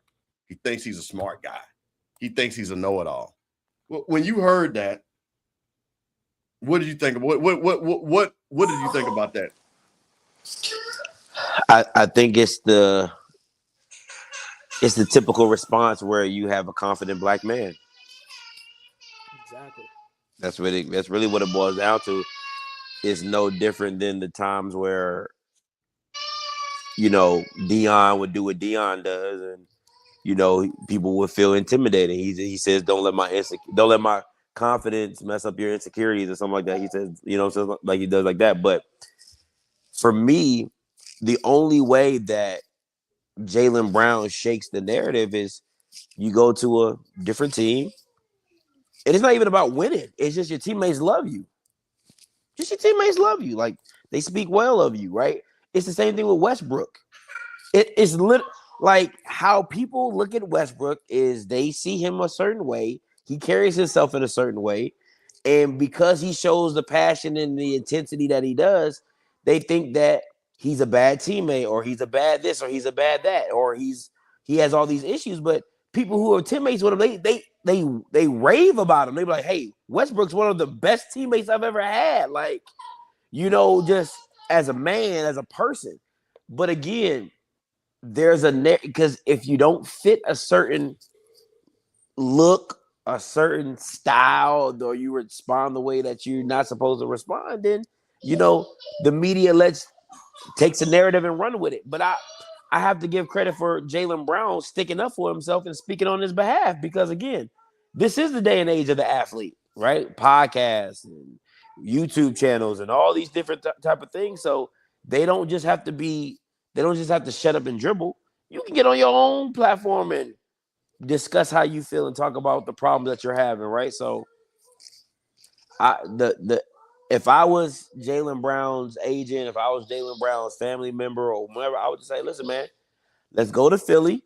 Let's do what you do. and go be a great teammate and let the noise be the noise.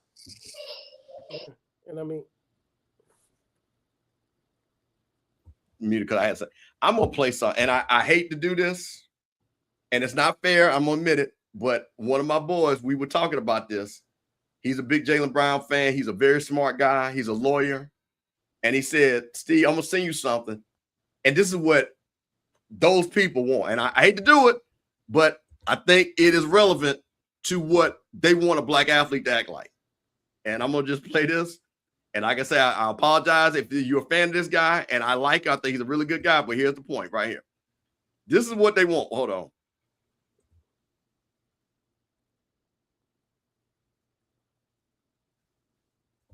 I'm here for Norway and the Ivory Coast, baby. I'm here for Norway and the Ivory Coast, baby. So get your roll.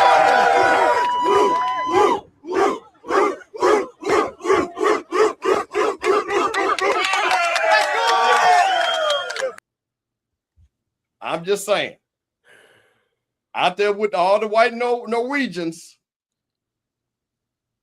and I understand you're getting paid, but my boy, he says, Steve, just look at it, just take away the name, but that's what they want. And when I saw that, and to think about, let me tell you this, Jaylen Brown ain't doing that. Ain't doing that. But they are comfortable with that. Now, Jameis Winston's a great guy. He's a great teammate. All that, I'm not saying. But that's the projection that they would rather have Herb and Scotty. Now, am I wrong for that? And again, no, not at all, man. And to me, it's just such a perfect contrast. They'll be so comfortable with that image. And again, in front of a bunch of Norwegians, and you're doing that, and I understand you're having fun, but are you having fun, or are they having fun at your expense? Well, I'll be as somebody that well, first, this is a side note, man. Putting our worst types of putting stereotypes like that in front of a world audience, for a game that goes out of its way to not represent those stereotypes is bad. That's nasty work. So whoever did that, network wise during World Cup coverage, y'all are some bullshit. But that is crazy. Hey man, listen, we got the call lines up 760-548. Rocky's working in the back. I don't know if Rocky's coming out. He looked like he's just chilling, but we got the phone lines up 760-548. If you want to join the conversation, 9951. Go ahead and call in, man. The phone lines are open and stuff like that. We've been talking about NBA free agency. We've been talking about LeBron. We're talking about what they've been doing. So, Scotty, you got young sons, young men that you're raising. When you see things like this as a father, how do you navigate this with your sons between having fun, but also having respect for yourself? It's a very fine line because confident black men are intimidating. That's just it. Just in this day and age, confident black men are intimidating. So you have to teach them that it's okay to be confident, but at the same time, you gotta still you have to stay humble just so people don't want to see your failures, right? Like it's like you're confident in your ability, but I stay humble and meek so nobody, prays on my downfall or prays on my, or looks for a way to get me in trouble or looks for ways to get me hemmed up or try to find my weakness, right? So, or my son's weakness or my daughter's weakness, right? Like if you talk to anybody, my daughter is more like me than anybody else. And she speaks up for herself. And that's how I teach my kids to speak up for themselves because I'm not going to always be around. But again, it's different. I don't know what it is about just being black and being intimidated. Like people are intimidated by black people who are confident and speak up for themselves and stand on what they believe in. And I respect Jaylen Brown. I respect how he moves. Again, you can't get mad. I don't want to say that. You can feel some type of way of how people perceive you, but as long as you know within your character and your morals that what you're doing is right and you standing up for what you believe in, that's all you can ask, right? That's all you can do. So for me, for my boys, It's all about character, values, and morals. Like, all right, how's your character? You know, what do you value? What's important to you? And then standing on what you believe. One thing I tell my son is, I can't stand like people who flip flop. Like, I can't stand that. Stand on something, believe in something, and be passionate about it, right? So we'll see how it goes, you know, going down the line. But I do believe Jaylen Brown will get the last laugh, because I think people are overvaluing Jason Tatum, if I'm being honest. Because I would say, back to Avery Johnson's point, if we took Jason Tatum and put him on the Pelicans, are they a finals team? I say no. So I feel you. I mean, like I said, I think I think Scotty's on point as usual. We're gonna talk about one last little thing that we're gonna get out of here. I thought was pretty funny, and it's gonna tie into something that, again, it's always amazing. Once again, sports always intersects with race, money, sex, and everything else. There are people out there in Lakerland. They're looking at their starting lineup, Herb. It don't look like the Showtime Lakers. Look like the milk of magnesia. So I'm just going. It don't look like the Showtime Lakers. So my man right here, he got a little breakdown of what the starting five look like. Copa Cabana. So here we go. Let's see what he think the starting five gonna look like right here. Look at this fucking squad. We got the fucking Frat Five, the Suburban Super Team, the Costco Cartel, the Dairy Dynasty, the Mayo Mob, the Caucasian Connection, the Beige Brigade, the Cream Team, the Brunch Bunch, the Casserole Collective, Live Laugh Lakers. So I'm gonna put the pitch up here. What do you think is gonna happen when they roll this squad out the very first game number one? Mayo Mafia is nasty work. This is their, maybe Sexton gets in there. I doubt it. I think this is going to be the starting lineup. What There's listen, in 2026, there's no way the Los Angeles Lakers tried out 5 white boys as their starting lineup. Ain't no way. We already know. Hold on. They already had 3. We already know 3 start. Ain't no way. We already know that 3 is starting. Boy, so I'm just saying. But we already know 3 is starting. They looking like Duke during the early Coach K days, boy. Bruh. Nope, because Coach K was always good for at least one brother. He was always good for at least one brother. The early Coach K days. He was good for one brother. He was always good for one. Hey, y'all don't understand what this is. Like that. He was gonna have one 2-parent household black boy on that team, okay? Y'all don't get what this is. The LA Quakers. I like that one right there. The LA Quakers. Yo, my God, there's no place for Brian Davis on that squad. Bro. Y'all don't get what this is, man. Somebody said the LA Quakers. This is the revenge of the Fab Five. That's what this is. Not the LA Quakers. Yeah, this is revenge of the Fab Five right here. That's not Rocky. Rocky, that's been the white folks still. That's been 30 years ago, bro. You don't realize. Shout out to April 38. That's her line. She was fall 91. That boys was 90. That's 35 years ago. That's how I know that. Come on, Rocky. Pelinka was a starter until the Fab Five arrived. So I got. So you saying Pelinka's doing this? Yes. Now listen, I'm gonna play something else because here's the flip, and I like Nick Wright made a point. It's a little bit long, but I want to play this because Stephen A. made a point, and folks got all upset about this. Talks about this, and this is Nick Wright just saying the obvious. There we go. This is Nick Wright. Listen to this. What Nick Wright says. Gone after him. So I want to just. And I didn't see everything Stephen A. said about the fact that the Lakers are going to be the first team in 40 years to have their best 3 players be white dudes. But I'm telling you right now, while everyone's annihilating them for it, you all that occurred to all of you as well. Everyone's like, how could he say this? It's like when everybody had a similar reaction when we saw the picture of the Lakers' big three, and it's Luka, Austin, and Walker Kessler. Luka's a spicy white, though. He's a spicy. Right. No, I get it. He's Eastern European. It's not American. And this Mamu Shadashvili guy, he's Eastern European, too. He looks like a John Wick villain. I understand all that. My only point is people who want to go after Stephen A. are using this as an opportunity, pretending like that hadn't even occurred to me. Yes, it had.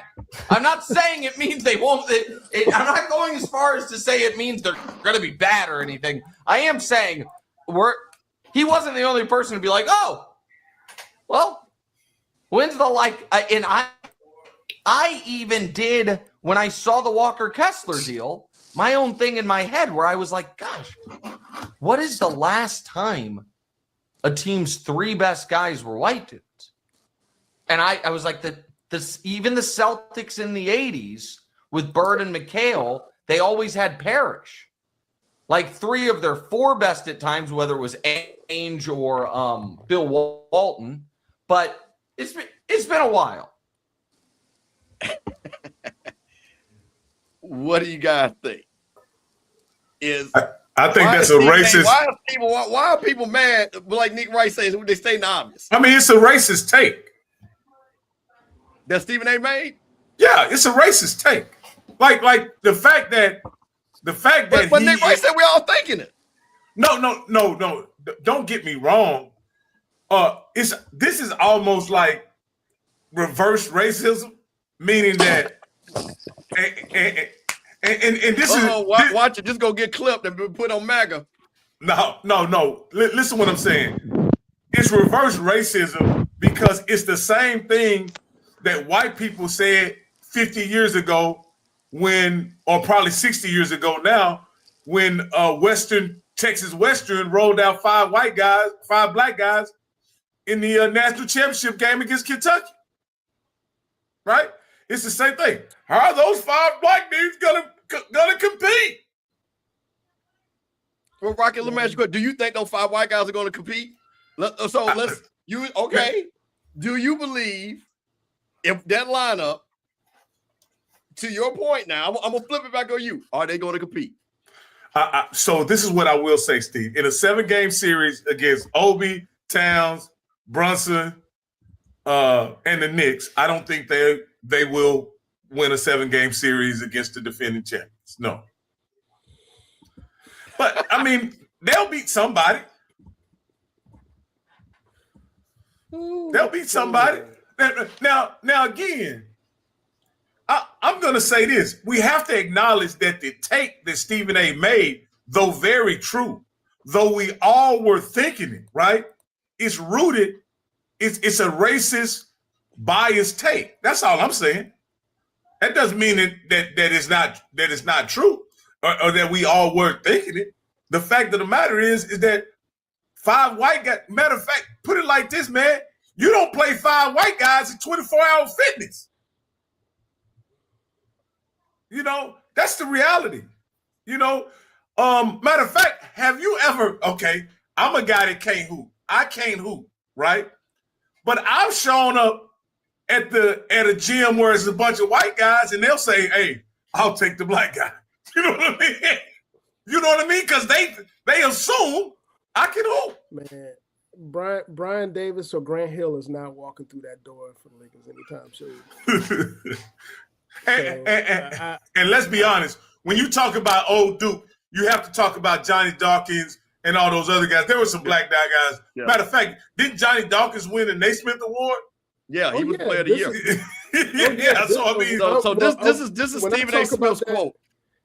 This is Stephen A. Smith real quick to her. I'm gonna let you get back to it, but just because Emma said for context, this is what Stephen A. said, and this is part of the clip. Los Angeles Lakers think they're going much white. Your three top players are white dude? Really? This ain't golf.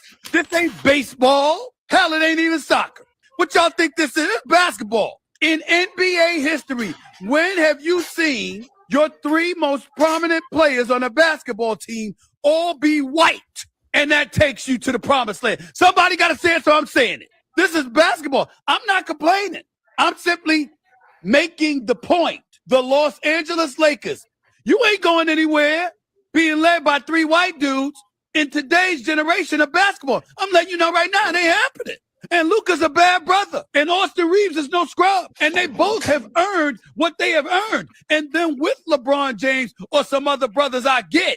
But those two and Walker Kessler, you ain't scaring anybody with that. And Rob Pelinka has done made this white dude central. Where the hell the Los Angeles Lakers think? Hey, man. All I can say is I can't be mad at him. I don't agree with Stephen A. Smith, but a broke clock is white twice a day. Now, I can't believe Stephen A. said it. Oh, I can. I totally believe he said it. But the thing about it is, he must have got an okay to address it from his upper bosses, because again, to make this, to frame it the way that he framed it as these guys don't have a chance because they're white. Now that is factual. He did put it on that. But Herb, Herb, I'm gonna ask you this. Let's be honest. You're a basketball guy.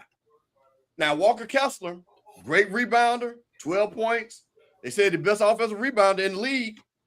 But Luka and Austin Reeves, Walker score defensively. What do you think this team looks like? Just roll them out. They're gonna get torched. Point blank. Say again, Herb. They're gonna get torched. They're gonna get smoked. They're gonna get run off the court defensively. And I don't say that as a point of disrespect, because Luka and those guys are really, really good offensive players, but that's not where they're going to be attacked at. They're going to be attacked. So I don't know much about basketball, Herb, but I watched the Lakers play. What's the team that eliminated? You mean San Antonio? Yeah. Yeah. Okay. Was Austin Reeves able to do much against those guys? And those guys are younger than him, right? Correct. He wasn't able to do much offensively on them, right? I'm not talking about him trying to defend them. I'm talking about what was he able to do on the offensive side of it? Well, that's kind of what I'm getting at, is that even though I think San Antonio's a really, they're kind of an example that anybody could use because of just how far ahead athletically they are from everybody else. Lengthwise, you're talking about one of the longest teams in the league, in terms of wingspan, And by the way, it was OKC that was giving him a problem. It wasn't. Yeah. Well, OKC was giving them a problem because they're a little bit closer to them athletically. And I think that's something that, when you look at, in the context of this conversation about that lineup that we're talking about, you roll that lineup, out on the floor against that San Antonio team with the length and the explosiveness and the quickness that they have, the ability to cover space, the ability to close off passing lanes without really having to move a whole lot. Come on, man. And that's not a knock on the players for LA. Like I said, I think they've got some really, really good offensive players, but there comes a point in time, particularly in half-court basketball, where the physical tools that you got make all the difference in the world. And if you're long and you can disrupt passing lanes and you can beat somebody else to the spot, you're going to win those battles 9 out of 10 times. And, that's not to say that they won't be able to do that to some teams in the league over the season. But if I'm taking that starting 5 and putting them into a series, a 5-game series, a 7-game series against another playoff team that, has more athleticism than them and are just as well coached, I don't see it. I just don't. Yeah. I think that again, things happen and they kind of fall in place. So you get Luka, top 5 player. You can't deny what Luka is, right? Just happened to be white. Austin Reeves wasn't even drafted. He comes up, he brings up from the mud. He's with the Lakers. They sign him. But now they got a big. And the problem is there was no bigs out there other than Walker Kessler and Jason Duren.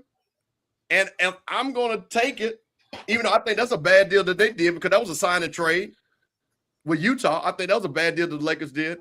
But Luka said, hey, I want a big guy. So what does Rob Pelinka do? It kind of falls into his lap that this is what the team is putting together. Well, I think the first thing that I would say, if I'm looking at this squad on paper, I would have to see what is he trying to do, on both ends of the floor schematically. How is he trying to play defense? How is he, what identity is this team going to have on both ends of the floor? What you're getting offensively from these guys. Luka is really ball dominant. He's really crafty. He can, his basketball IQ is off the chart. Same thing with Reeves. Same thing, for a big guy, Kessler is really, really effective in that regard too. He can rebound. He's long, which is, again, in the context of what we're talking about, is really important in the league that is really predicated on getting to the spot and beating people to the spot. That length, speaks volumes, and he has that. The question I have, if I'm looking at this lineup is, when you're not able to get to that spot, how do you create? How do you create space for shooters? How is your ball movement going to, create opportunities to score where you're not being, squeezed out of shots? What are you going to do in transition when this eventually turns into a transition game? You got to defend in transition.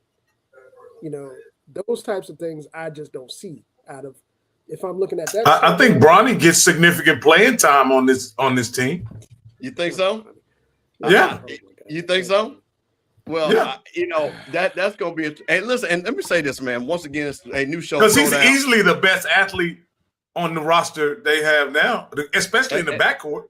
And that is horrible.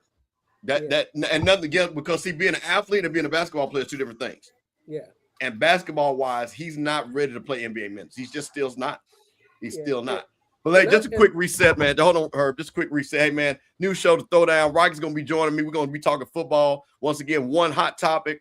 Talking pros, NBA, NFL, major college, no HBCU. We got enough people. We're going to do all the HBCU stuff. But we wanted to switch it up for you all, give you a little something different. So just trying out a concept to Throwdown. Got my man Herb talking about HBCU Hoop Week. Rocky came on board, jump on in. Of course, Scott had. I just got the phone line up. That's why I had 10. But when y'all brought up the cream team, I had to comment on it. Yeah, but no, that's no problem. But hold on. But this is what I want to say. This, all y'all jokers are Laker fans. Yeah. All y'all, not me. Well, okay, I want to talk about that.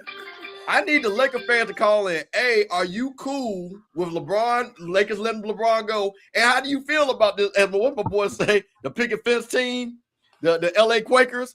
I need the Laker fans to call in. Because y'all, anytime, let me tell you something for her. Let me tell you about these Laker fans. See, this is one of the reasons why I became a Clipper fan, just to troll, right? Because I'm a big Chris Paul guy. And when he went to the Clippers, I became a Clipper fan. That's the only reason why I'm a Clipper fan. Then, of course, the Lob City era, the Kawhi. I really thought they were going to get a championship with Kawhi now. Of course, it didn't happen. I got this jersey, a girl I date. Now, I never have worn a jersey in my life, ever. I don't wear jerseys. That ain't my thing. I'm not saying if you want to wear it, that's fine. So she buys me this jersey for my birthday, and I'm like, I'm not wearing that. But she was like, Kawhi's your favorite player. And so I literally have the jersey that still has the tags on it. So this is the first time I've ever worn this. I wanted to use an excuse because I'll never wear it again. So this is why I got my Clippers jersey. I just wanted to say that. Hey, have you told her thank you yet? No, this was a while ago. Me and her broke up, and that's why I want to rewind. Because listen, if you buy me a Clippers jersey, you don't know me too, and that's why I had to break up with her. That's why I got a new girlfriend. My new girlfriend know me. She know not to buy me no Clippers jersey. She know to take me to a Clippers game, not buy me no Clippers jersey. But I need you Laker guys, because all you Lakers, because y'all bandwagon folks, and I'm calling you out. When y'all rolling, we got a caller, Steve. Whenever you're ready. So real quick, you Laker fans. A such bandwagon fan. When y'all was rolling during the Showtime era, when me and Rocky was around, Laker this, Laker that. Then it rolled around with Shaq and Kobe. Then y'all thought LeBron, but y'all been real quiet. I ain't heard these Laker fans. So I need you Laker fans to show your Laker card, or I'm calling you all out. Yeah, y'all call stand by your team. Go ahead, Rocky, with the phone call. Now stand by the cream team. Caller, you're live on the Throwdown. Hey, please turn your sound down. Let me give you a minute to turn your sound down because I already hear your background loud and you need to turn it down. You ready now? All right. Tell me how you feel about the cream team. What's your name and where you calling from? You're live on the Throwdown.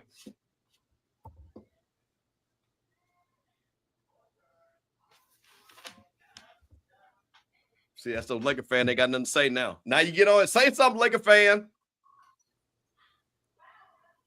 Rocky, we can't hear him if he's talking. You're not able to hear him? Yeah, no, we can't hear him. Herb, you can't hear him either, right? Yeah, we couldn't hear him. Oh man, hold on. Bro, we're gonna have to. Oh my goodness. The Lakers since 74. So you know, Edwin. Now I think Edwin, how old are you? Cause I think you're a 2 or 3 What about years now? older. Come on, give it to me.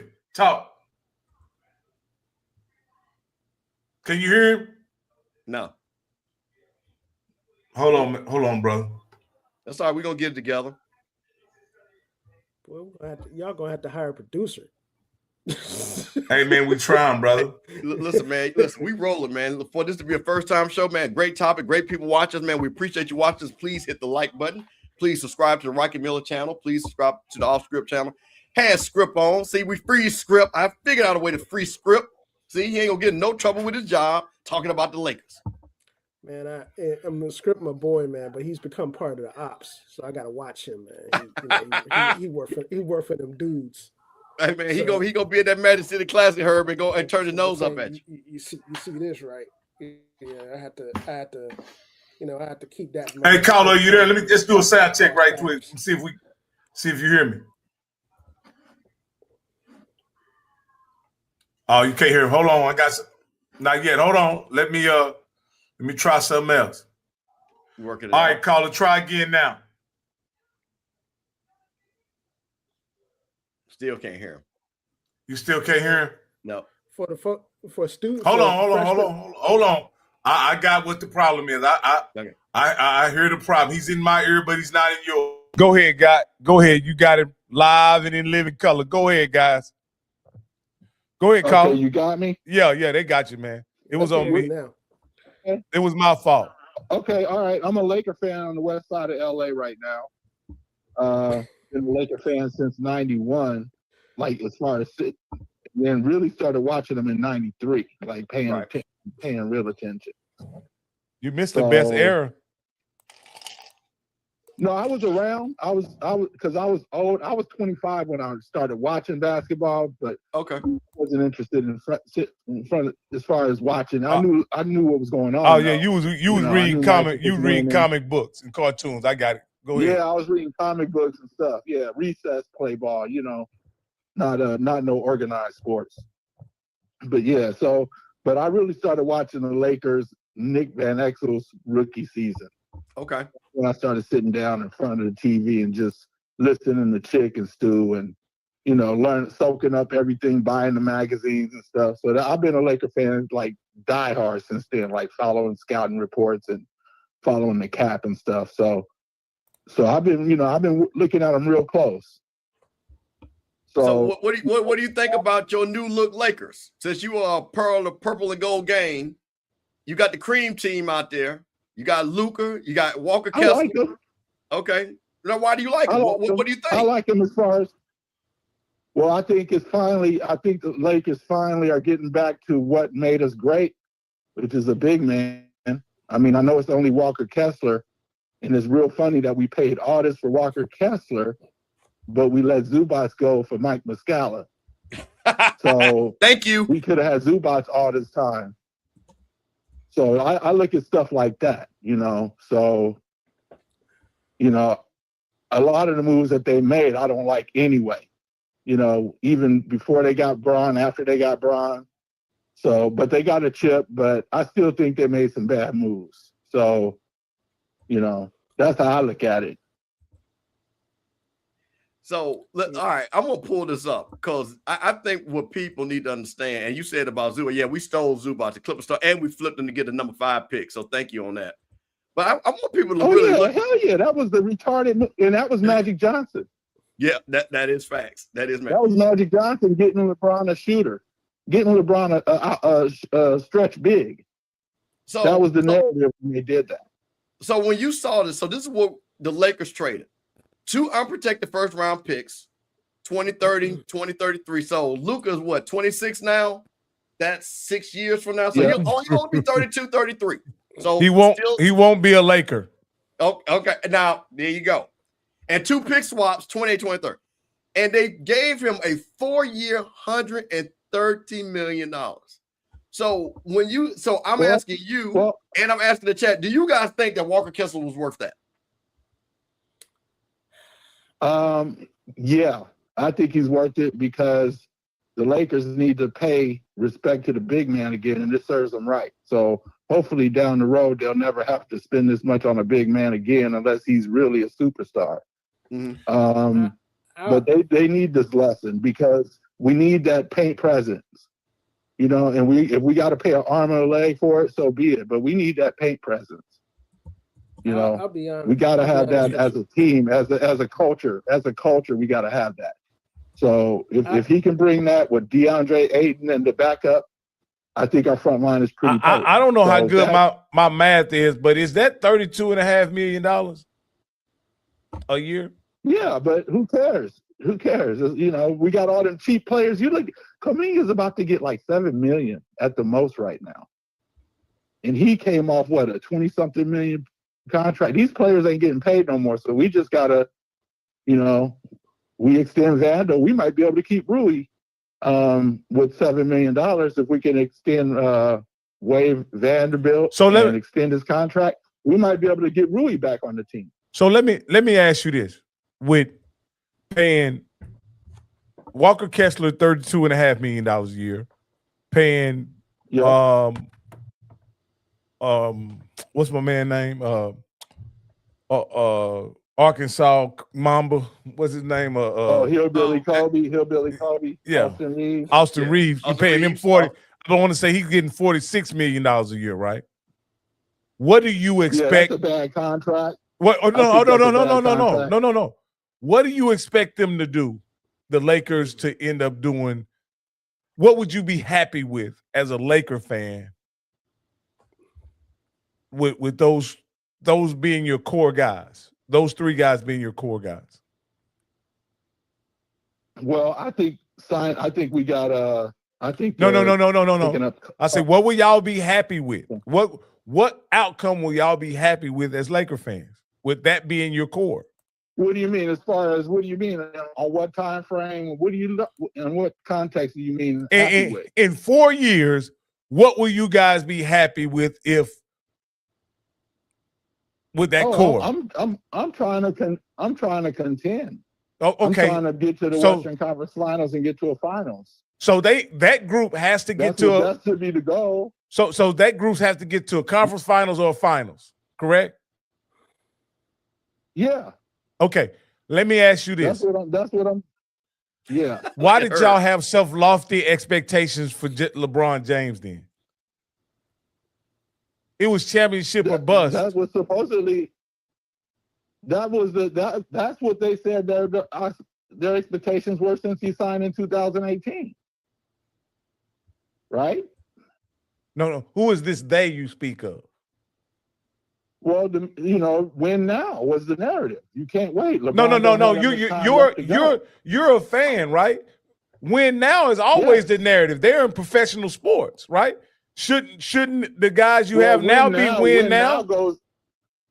Win now is night to night for me as a fan because you want them to work hard every night.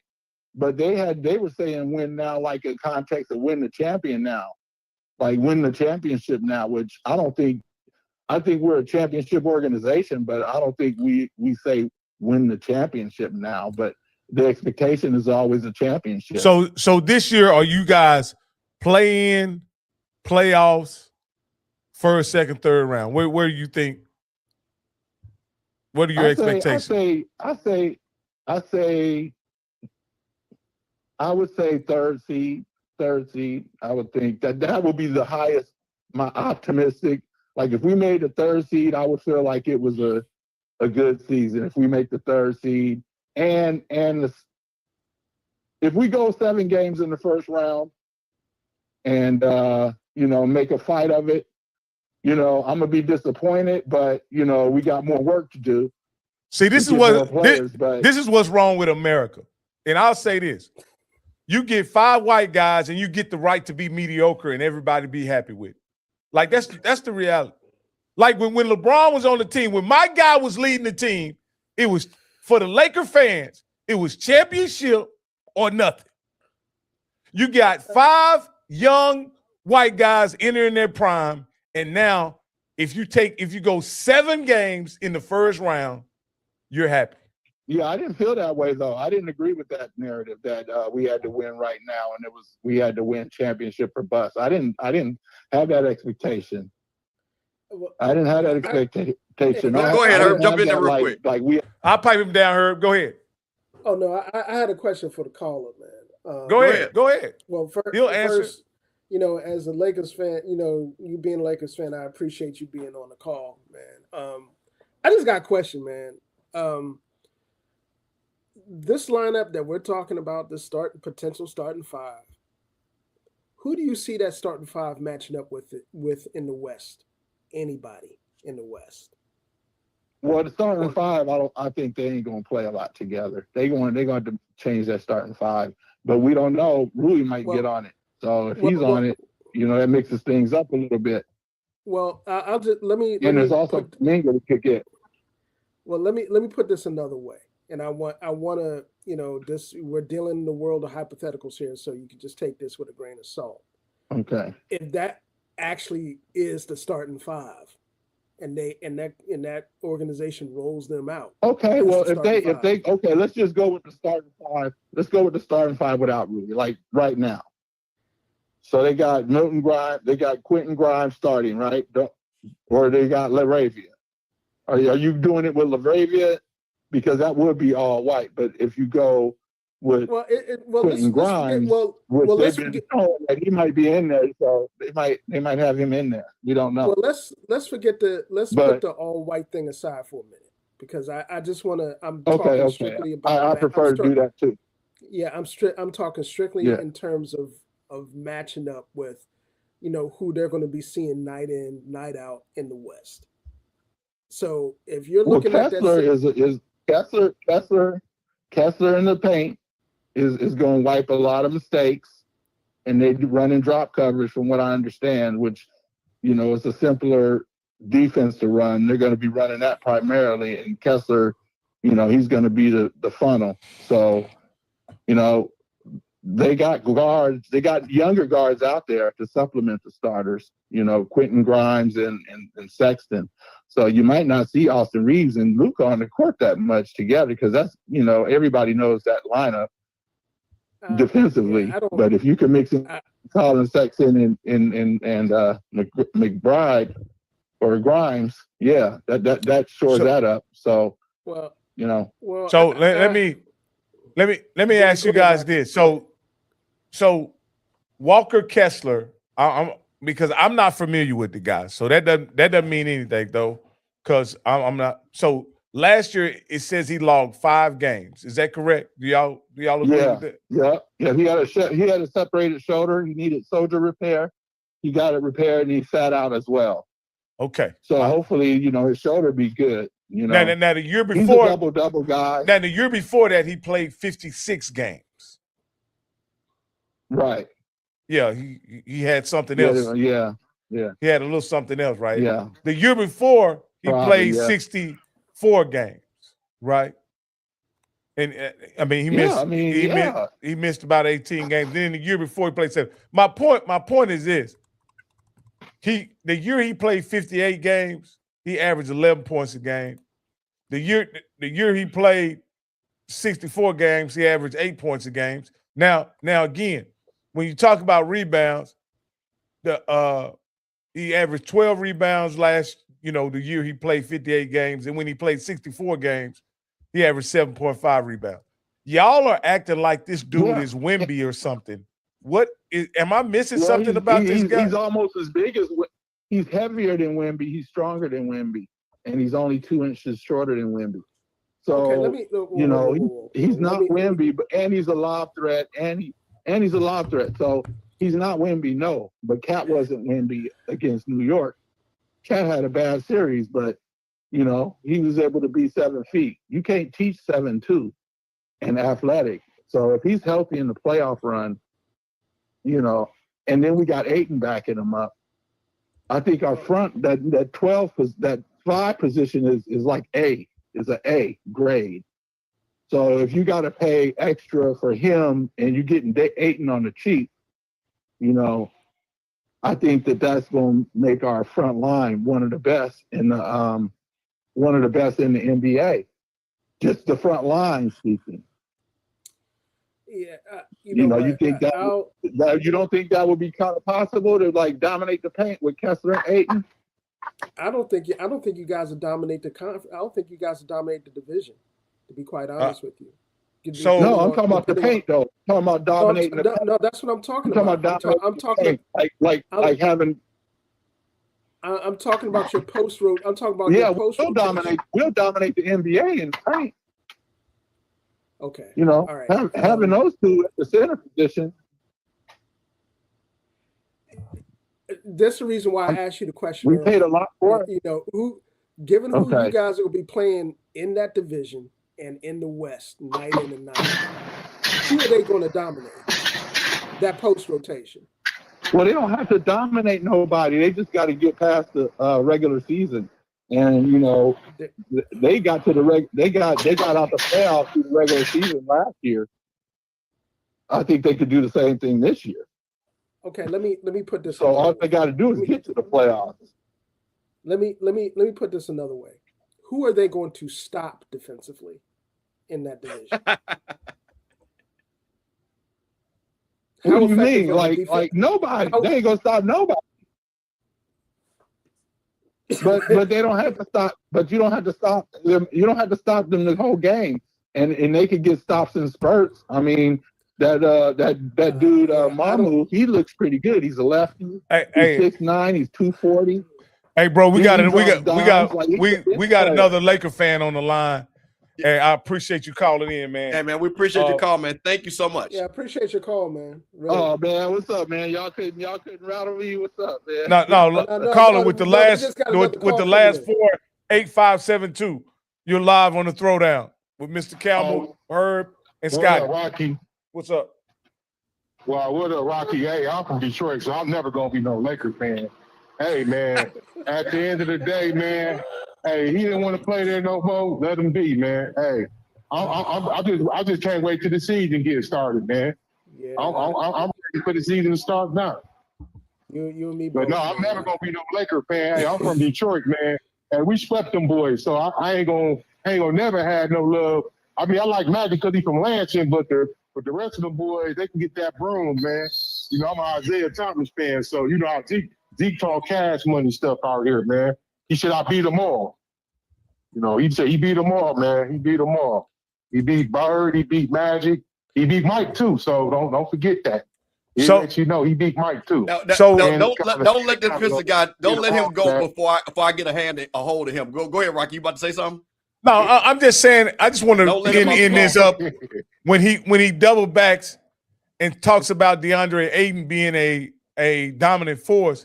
The only point I'll say is that DeAndre Ayton was once a better player than Walker Kessler, but he was never what you would call a dominant player or led a franchise. And so my point in saying that is.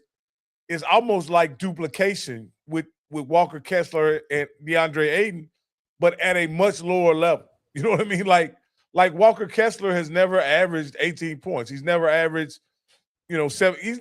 Matter of fact, DeAndre Ayton averaged 12 points last year, and that's more than Kessler has ever averaged in an entire season. So I don't know who this guy Walker Kessler is. Maybe he is, but he seems like the great white hype to me. And based on looking at his statistics. Wait, real quick. Wait a minute. Hold on, real quick. The Detroit guy still on, right? Yeah. He's here. Okay, my brother. What's your name, man? Man, it's me, Mr. Campbell. It's Al Holler, man. It's me. Man. Oh, okay, Al. All right, man. you D-time now, Al. Let's talk about your team. Because, hey, man, this is a throwdown. We talk about the NBA. Let's talk about your team. You let Tobias Harris go. You got Jaylen Duren out there on a restricted free agency. That's on his He's own. going out there seeing the Lakers. He's going out there kissing on other babies. You sign Isaiah Joe. Who are you guys going to get to help Cade Cunningham? Talk to me about that. I'm gonna be honest with you, man. I don't know who they're gonna get. I don't know who they're gonna get, to be honest with you, because I thought they were gonna get the Powell, but I think he went to Chicago today. Yeah, Norman Powell signed with Chicago. I'll be honest with you. I don't know. That would have been a nice pickup, because my thing is, when you look, you're talking about the number 1 seed. You clearly did not produce in the playoffs, and you've got Cade Cunningham, who's a superstar. But Jaylen Duren did not do anything. And then you let your other big man go, Isaiah Stewart. He got traded for picks. What is Detroit? I don't see. It looks like they're taking a step back. Do you feel that they're taking a step back? Trajan Langdon, man. I mean, he the general man. I mean, you got to figure out what his mindset is, man. I think with Jaylen Duren, man, I'll be honest with you, that playoff run might have been a little bit too much for him. I think everything was coming at him a little bit too fast. And I don't, and I'll be honest with you, when Cade got that injury in the middle of the season, people forget. They played the Knicks, man, and blew the Knicks out, man, at the Little Caesars, man. And I think late January, man. And everybody pretty much said the Pistons was going to make it to the finals. I mean, the Eastern Conference Finals. I just don't think they never recovered, man. The Pistons never recovered when they got injured, then they end up losing in the semis to Cleveland. I'll tell you this though, Mr. Campbell, it's yet to be seen what they're gonna do, man. I just think Trajan Langdon got a different philosophy, and I don't know if it's on the same as the coach, man. To be honest with you. Now let me ask you this, even when they win in the draft, man. Go ahead. I wanted to ask Mr. Campbell a question about these GMs and how they're trading these players in the first years of their contract rather than extending them. Are they doing that to avoid some kind of financial liability that they're going to take on because the players that they're drafted are actually performing and they may demand a higher rate than they are comfortable with paying these guys? Like there's so many guys now. This is something that never used to happen in the NBA. Guys were never really traded out of the first year, out of their contract. The drafted teams always renewed their contracts pretty much, especially if they performed, at a high level. And now you see guys getting packed. You got to remember, guys like Tobias Harris got a max contract when his time was up, when he was with Philly, I believe. Yeah, he did get. So my point is, are they trying to avoid paying these guys these max deals in the first window that they're eligible for to extend their contract? Well, let me tell you, and Herb could probably talk about this too. The biggest thing that happened in the last collective bargaining agreement was what they call the second apron.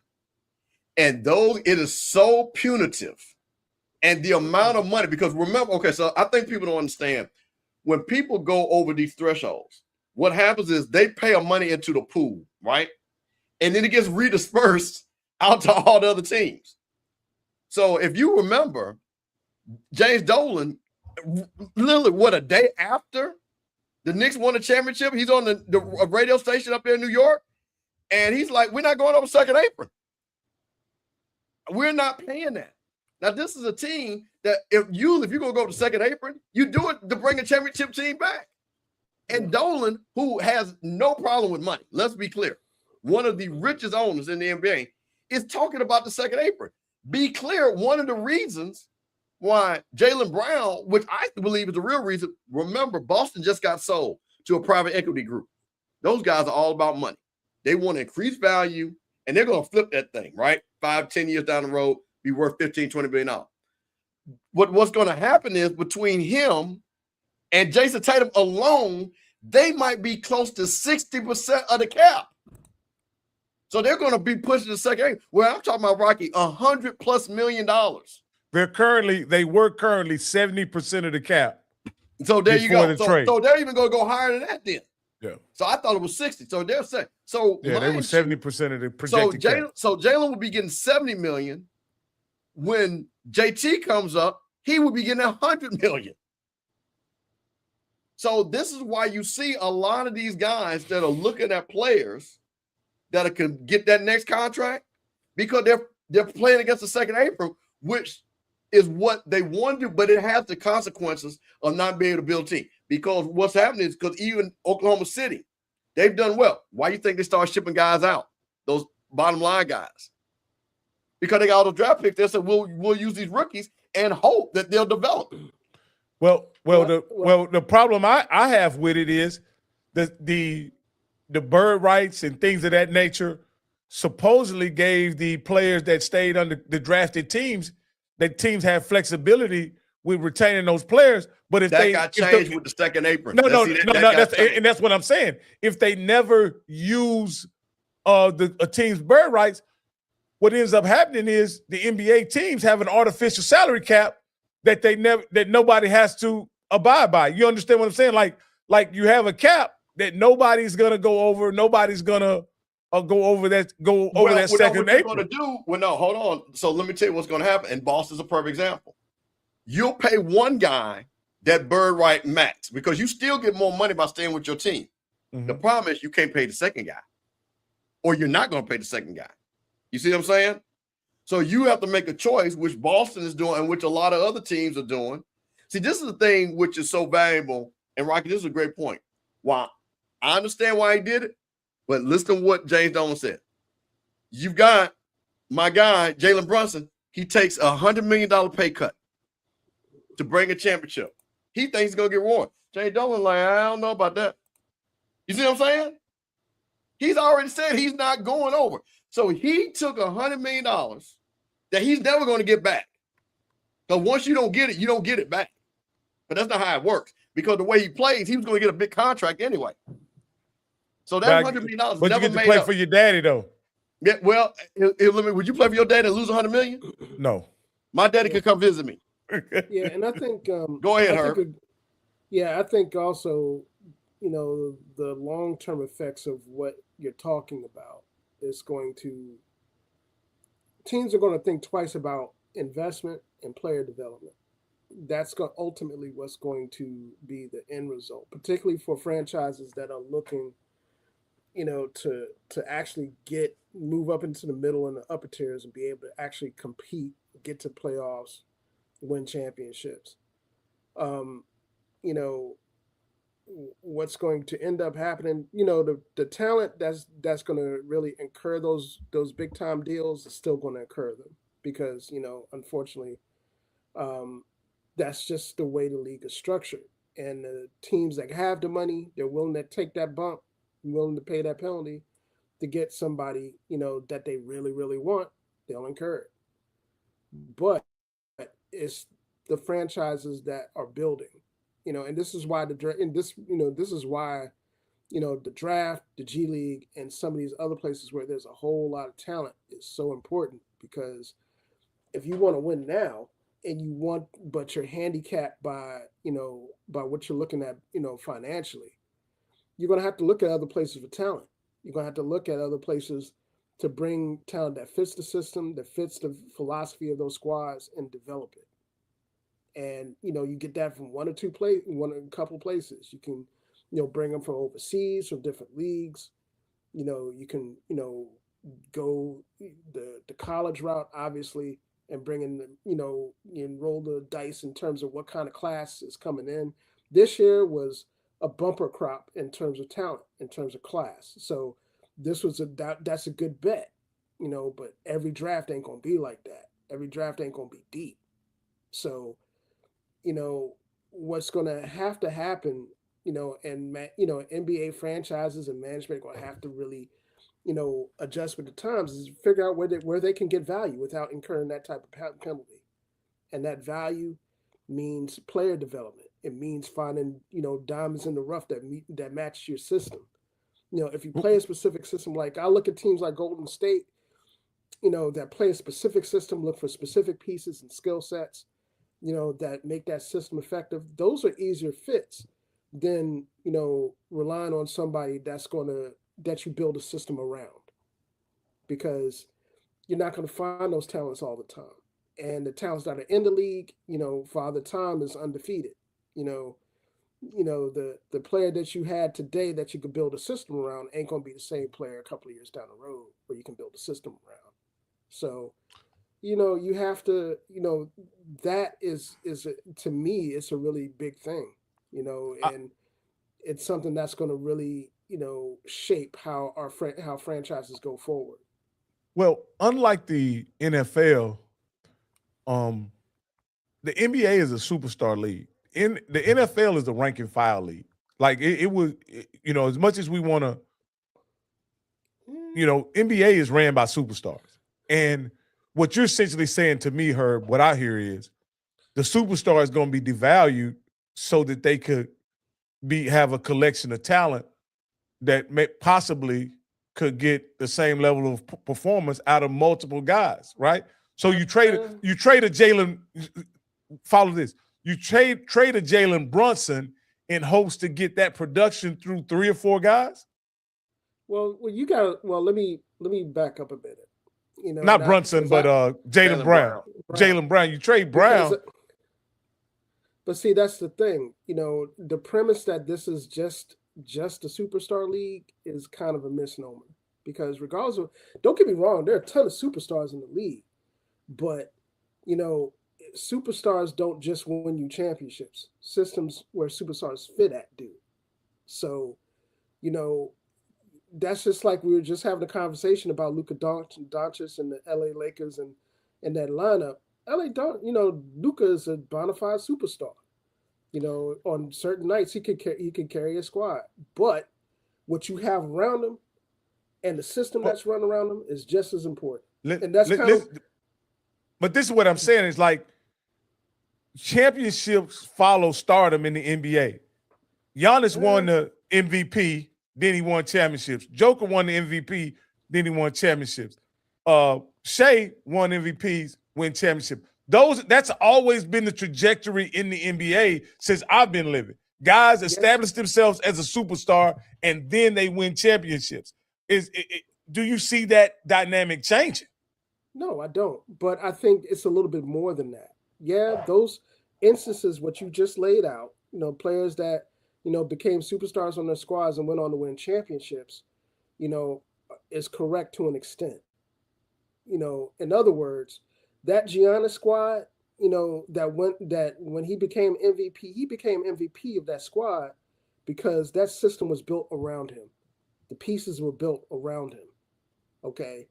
They were so effective in the playoff and 7-game series because, those matchups, those adjustments weren't being addressed by anybody, anytime they played. And, having that superstar puts you over the top, but you don't get there unless you have a system built around it. That's kind of the disagreement that I have with people that frame the narrative of the NBA or any league like that as just a superstar-driven league. Because even though you got superstars and they make a difference, you got to have a team around them, and you got to have a system where those superstars are maximized to be the most effective possible. But then you also you see a guy like, and the reason why, and I'm just pushing back somewhat to say that you can even see when a situation where teams aren't built, you see movement when Kawhi goes to Toronto, who is a bona fide superstar. When he gets traded to Toronto, they win championships. So that's what I'm saying is, like, it's almost like they're trying to devalue or minimize the impact of a superstar. In LeBron's era, multiple superstars brought you championships, and so I'm just simply saying it seems like they don't want to go that route anymore. They want to try to win with less superstars on one roster. I don't necessarily agree. I think this is more so, besides the financial piece of it, this is more so about parity. And this is more so about, just at the end of the day, continuing to make the league a very entertaining product to play and to watch.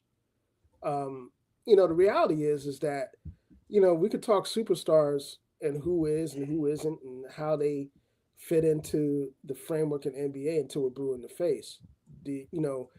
All you have to do is look at the squad that just won the NBA championship to let you know that that's not always the case. Jalen Brunson is a killer. Hart was a killer. Mikal Bridges was a killer. All three of those guys won championships at Villanova. They won and they're NBA champions. And that entire squad, Big Cat was a big part of that squad. He's probably he could be, recognized as a superstar. But at the same time, it was the collective sum of those parts in that system that won them the championship. On paper, you looked at that San Antonio squad with the superstar, arguably the biggest superstar in the game, this year in Wemby. They rolled through the Western Conference Finals, Western Conference playoffs, and got to the finals, and a system beat the superstar. So when people talk about the game like that, don't get it twisted. The NBA is the type of game where,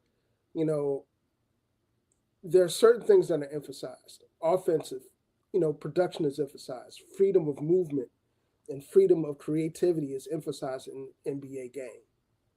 But when it comes down to playoff basketball, 5-game series, 7-game series, where, every nuance about the game is noticed and planned for and game planned for, that's where systems come into play at. And that's, you can have a superstar that's great. You could have a LeBron or a Steph that's great. But if you don't have a system that maximizes their talents, when you get into those playoff situations and those games where coaches make adjustments on a nightly basis or on a quarterly basis, that's what makes the difference. And then you put we look at a good example is the Golden State squads where when KD and all those guys were on the same squad. Nobody could game plan for those guys because everybody played a role well. And they played in that system where all of those skill sets were matched to a T. You stretch the floor, you got 1, 2, 3, 4, 5 guys that can stretch the floor. Who are you going to, pick your poison? You come out and you extend out on the defense on these guys, they can go right by you. And, they got a guy that could clean up. They had a guy that could clean up the glass. They didn't need anybody else. But that's how that system was designed. And, you plug in a guy that is a 6'10", 7-foot guy that could, shoot the three like a guard, that can take you off the dribble like a guard. It's a cheat code in that system. They had three superstars, bro. Three superstars. They had 3 superstars, but that system that Steve Kerr ran maximized everybody. And this is now, when we have these discussions, Rocky, because this isn't the first time we've had these discussions. Okay. As a basketball guy, the superstar is great.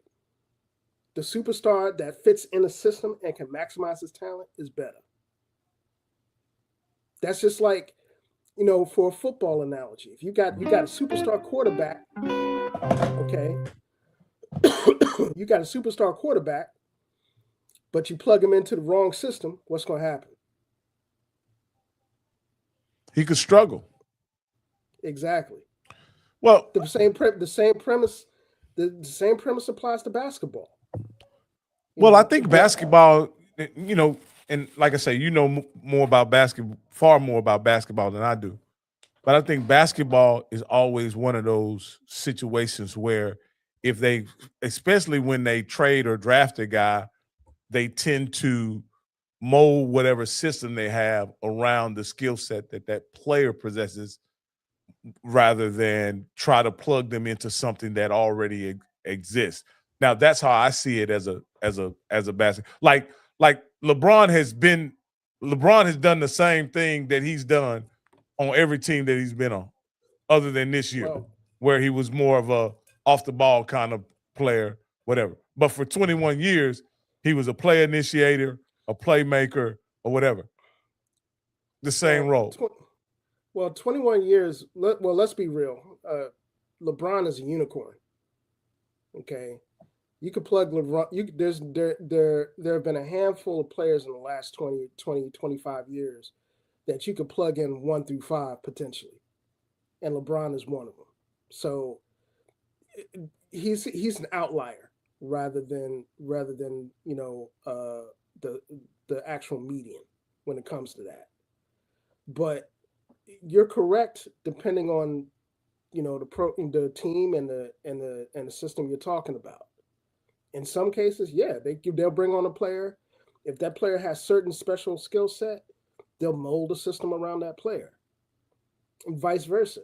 If that player has a specific skill set that will help that system and he can be a difference maker in that system, they'll plug him in where he will be maximized. I'll just say this, and in my lifetime, the Knicks have been the most starless team that has ever won a championship in my lifetime. And I'm 56 years old. For my entire life that I've been watching basketball, probably since 81, there's always been a star on the championship team. Most of the time, there's been multiple stars. Well, right?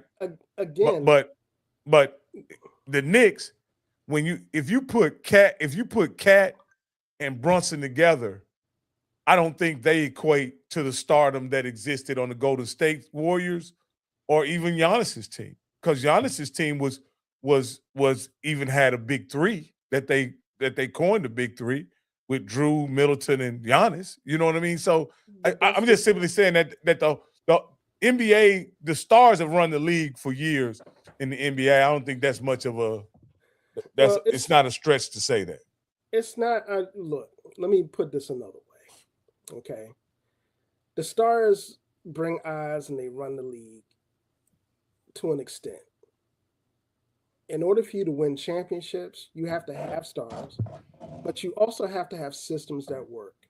In other words, you could put LeBron, Steph, and a handful of other stars all on the same squad. And if the system don't work, there are not enough balls that's going to get them to the championship.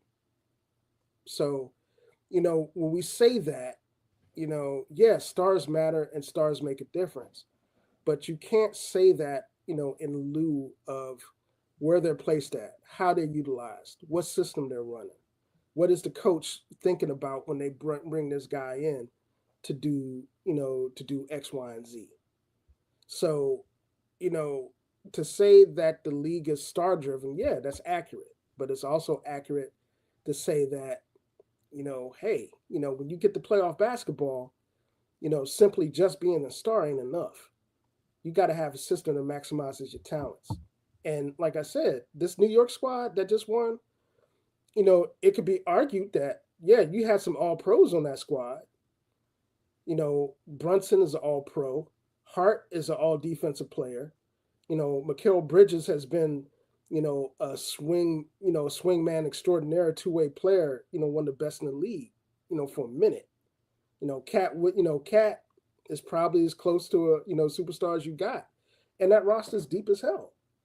And all those players were traded from the teams that drafted them. If they exactly. were highly regarded, they would still be on the rosters. That's not really accurate, dude. And to be quite honest with you, we see this every year.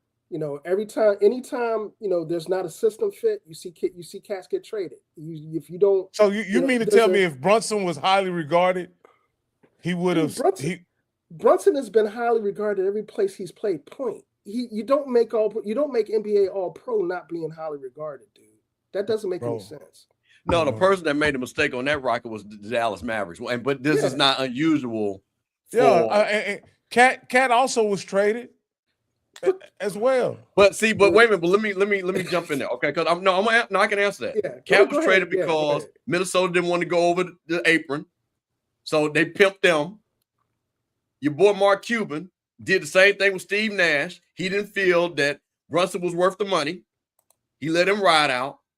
OG Anunoby got traded because Toronto, and look at those picks, Toronto was rebuilding after the championship team. And Mikal Bridges got on the team because New York gave up 4 first-rounders that Stephen A. cried about until this year. So if you look at it, that's why you got to give Leon Rose and Worldwide West a lot of credit. No doubt. It wasn't that these players weren't wanted. They went out and gave value for those players, and there were financial reasons or rebuilding that a lot of those guys got back to those teams. My only point was, Steve, that if you are bona fide superstars in the NBA, history says you stay with the team that drafted you. Luka got traded to the Lakers. But he signed a max deal already when he got traded. He had already signed a max deal. But I'm saying that you see it. Jaylen Brown just got traded. Again, this is a new era of the NBA. That's not what has always happened. In the past, when you got them, and I'm talking about guys who were considered superstars. It was an anomaly when Charles Barkley got traded to Phoenix. That's not something that typically happened. When Moses Malone got traded to Philly, those are anomalies. Like those things don't happen very often. And now it seems like it's happening. It's much. I don't agree with that at all, man. I don't think superstars in the NBA get traded in their prime typically. That's just. Well, I think the error to your point, Rocky, I think your point is valid, but it's because of the new financial being that those guys wouldn't make that amount of money. So it didn't matter, and you kept players. And I think Damon, shout out to Damon, he's been on it in the chat. The contract, you got to remember, when guys would come out of college, they were signing 10-year, $60 million contracts. 10 years. Yeah, you're right. So guys will say, Chris Webber came out, moved around a couple of times. Yeah, but Chris Webber signed those voidable deals where he had, if he made all NBA his rookie year, he was able to void the rest of his contract. So that's why but what I'm saying, but to Herm's point, when you see that, it's a little bit, both of you guys are saying the same thing. Well, not the same thing, but both of you guys are right. Yeah. But it's based off of what you're looking at, the prism that you're looking at. And only reason why I use the Knicks, because and I think this is something, then we'll shut it down because we're on a long time.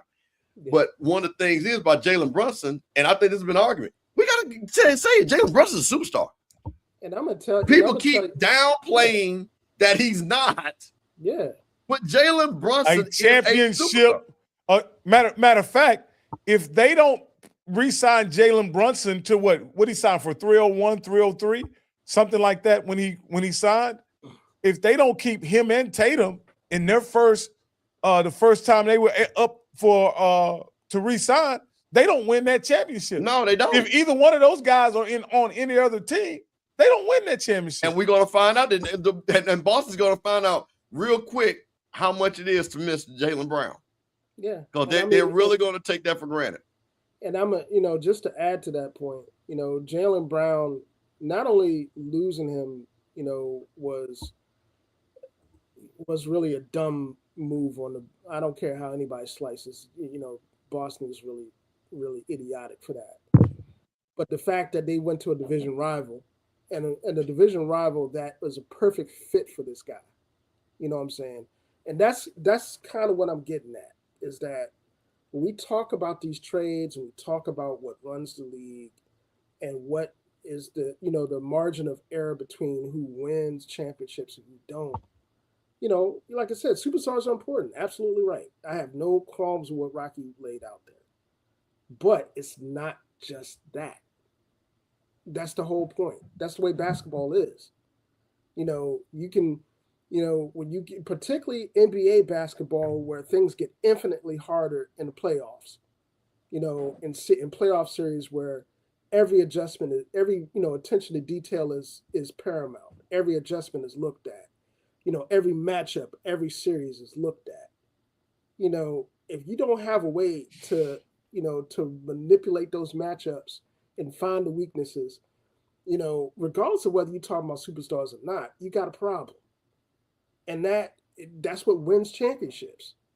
That's exactly, like I said, this playoffs is a perfect example of that. San Antonio had the biggest mismatch in the entire playoffs in Wemby. Nobody could adjust to him in the West. And the way that the Knicks adjusted to him was to keep the ball out of his hands and put pressure on the rest of his supporting staff, which he did.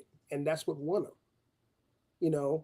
Offensively, they did the same thing, and they had, whether you want to, whether people want to admit it or not, that entire starting five of New York are some damn killers. Oh, well, that's facts. That's all of those teams. Yeah. Yeah. All of those guys have championship experience at every level they played at. You got 3 guys that won an NCAA national championship. 2 of them. Okay. Josh Hart, Jaylen Brunson, and Mikal Bridges. They're part of 2 national championship teams. All of them playing on the same squad, same starting lineup. Anobi is an X factor. That dude's a Swiss Army knife on both ends of the floor, and he made the difference in the series. He did. People don't consider him a superstar, but they don't win that series without that guy.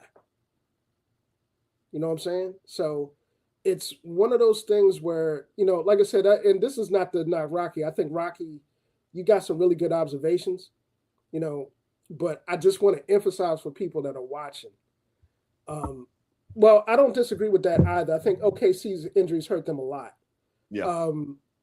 So I think that's a good point as well. And that's why they're going to run it back. Right. They're going to run it back. But I want people to understand this as when it relates to the NBA, because there's so many other things that tie into it. When players come into the league and we see players have certain types of impact. Like, a good example of this is, a couple of years back, we were making a mental note of how many European cats were coming from, Spanish leagues and other overseas leagues are coming into the league and making impact because of how fundamentally sound they were, at the 4 or 5 and sometimes at the 3 position, because they just played a game a different way until the speed caught up to them in the game, and then they started looking, pedestrian. So this is this is one of those things that, when we talk basketball, and I talk particularly NBA basketball, because obviously, you look at the NBA game, it's light years away from what you see in college, just too many differences to get into. But when we talk about superstars and the like, superstars make all the difference in the world in the right system. And like I said, it's, it's one of those things where, both things are right. Like I said, it's a superstar-driven league, and that's what brings eyes. But what wins championships is both of those factors. My last point is that what I don't make about, and as you mentioned, the Euros, I always bring to a point that I think is probably, and you guys can, we can debate this point at another time, but I wanted to mention this. Historically, Euro superstars haven't been able to deliver championship success. I think Dirk and Joker are the only 2 superstars that I can think of. I said that you're absolutely right. The outliers. Yep. I think the last. They're outliers in that regard. Yeah. But I will say this: Euro role players have historically played a significant role, whether it be Ginobili, Kukoc, and things like that, in championship squads. But being the lead guys, they have not had a lot of success. And I'll even say, and I'll even put Giannis in that category of not having success, because he's been ousted several times in series where they were the favorites. You know what I mean? And he got put out. But But yeah, that was just a agree point I with was you. making. I know a lot of people don't think it's Giannis as a Euro, but he's definitely him and Wemby are definitely Euros. He's a Euro dude. I mean, Yeah. if you don't think Giannis is a Euro, then you're not watching the game. But yeah, I mean, to that point, I think until we've seen Jokic, come into the league, and Jokic again is one of those unicorn type cats. Regardless of where he's playing at, whether it's overseas or in the NBA, his skill set sets him apart from everybody else. It's not often you see a guy at that size that can move that well, that can pass the ball that well, that can facilitate offense the way he does, to get everybody involved and be the scoring type of big man, and finesse big man that he is. So, I put Joker in another category. Yeah. Simply, like you put Wemby in another category because of his physical tools. So, when we see European cats come in the league, and I'll just make this distinction before we close out. The one thing that I see when I see European guys coming from different leagues and coming into the NBA is twofold. One, these guys are seasoned because they're already playing professional basketball. Okay. That's a big point. We talk about European guys being developed and far ahead. You got to remember, these guys are playing pro ball in academies before they get to the Barcelonas or to the Besticases or whatever, academy teams that play, pro ball in these Turkish or Spanish or Portuguese leagues before they come over. And then when they come over, they grow them in. So, we have to kind of take that type of development in a grain of salt. That's why, and EA just made a really good point. That's why the French and Canada, the way they develop their way they've developed players, Canadians are more similar to us because they're tied into our, into our development system in terms of AAU and the high school college ball. But when we talk about the Euros and stuff, yeah, man, that, you can plug those guys in pretty much anywhere. They may not have the top end superstar, return that we've seen out of people, but you're going to see more of them in the league. So, all right, I'm gonna close it out. EA, I'm gonna say this real quick. Where is this at? Here's the thing. Just real quick. This is gonna be very interesting with this Olympic team because this is gonna be the transition year. I don't believe LeBron's not gonna be there. Steph's not gonna play. Kevin Durant is a hooper. I would not be shocked if Kevin Durant is around. He still will go out and play because that's just the way he is. But the rest of it, it's gonna be a transition. It's gonna be very interesting. So I just want to. We'll you know what? That'll be a show, EA, when we get down the road and everything. But listen, man, I want to close this out. First of all, Herb, listen, man, appreciate you coming on. One topic, NBA basketball. We usually don't do this in this HBCU spaces. I think this was a little bit different. I think a lot of people enjoyed it. Rocky, I'm gonna call you after this because I'm gonna tell you what my idea was. But I appreciate you. And Scott had to get off because you gotta go to work tomorrow probably and everything and take care of them babies, my man. Hey, we had to free Offscript, man. I had to figure out a way to free my boy.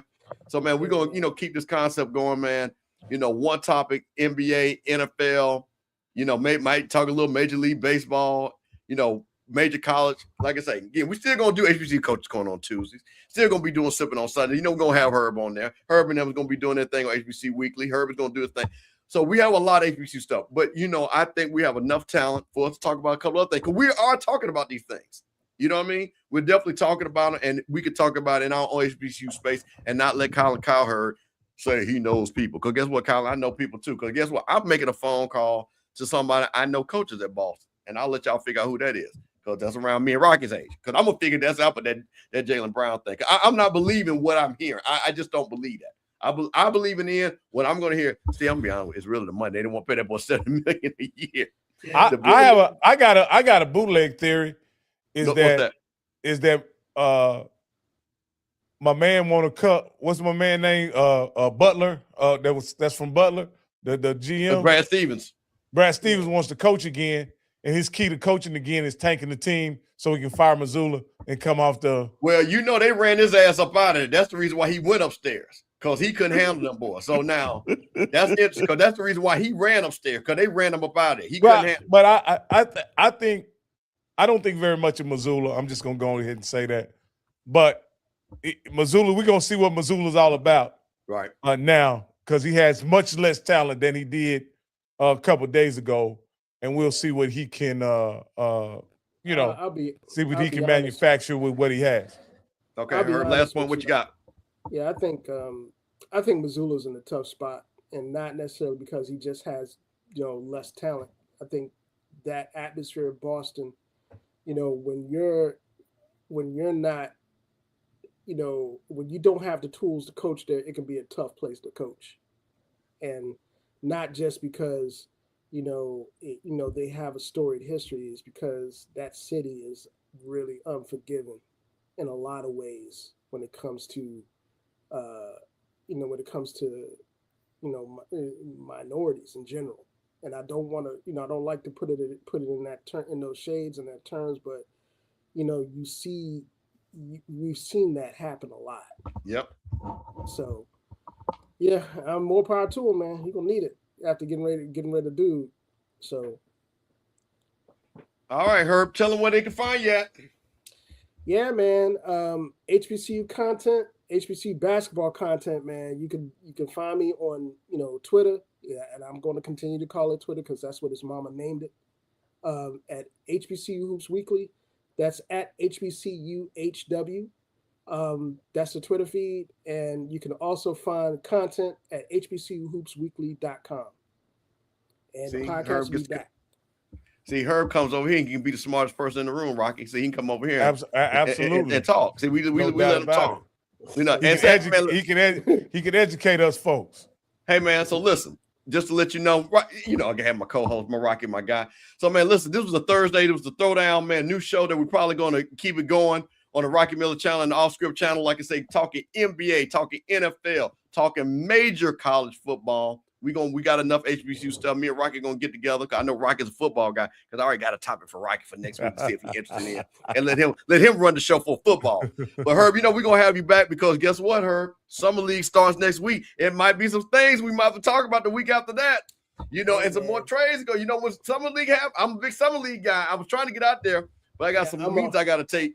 So I'm already following Summer League, man, because there's some HBCU talent that have made rosters already. So I'm gonna be following. So this is what we might do. We might do a throwdown. We might have a small segment of the guys that are playing in Summer League. Because again, I want to keep this more pro, but they're in the pros. You know what I'm saying? And do a little something about that. Because Summer League, again, that's gonna be a big deal. And you know how the NBA does it. They got Peterson, AJ DeBanza playing first night, 9 p.m. So I think that's actually next Thursday. So, we might be around to see if we can jump on me and Rocky and everything. As a Wizards fan, I'm going to be front and center. So, yeah.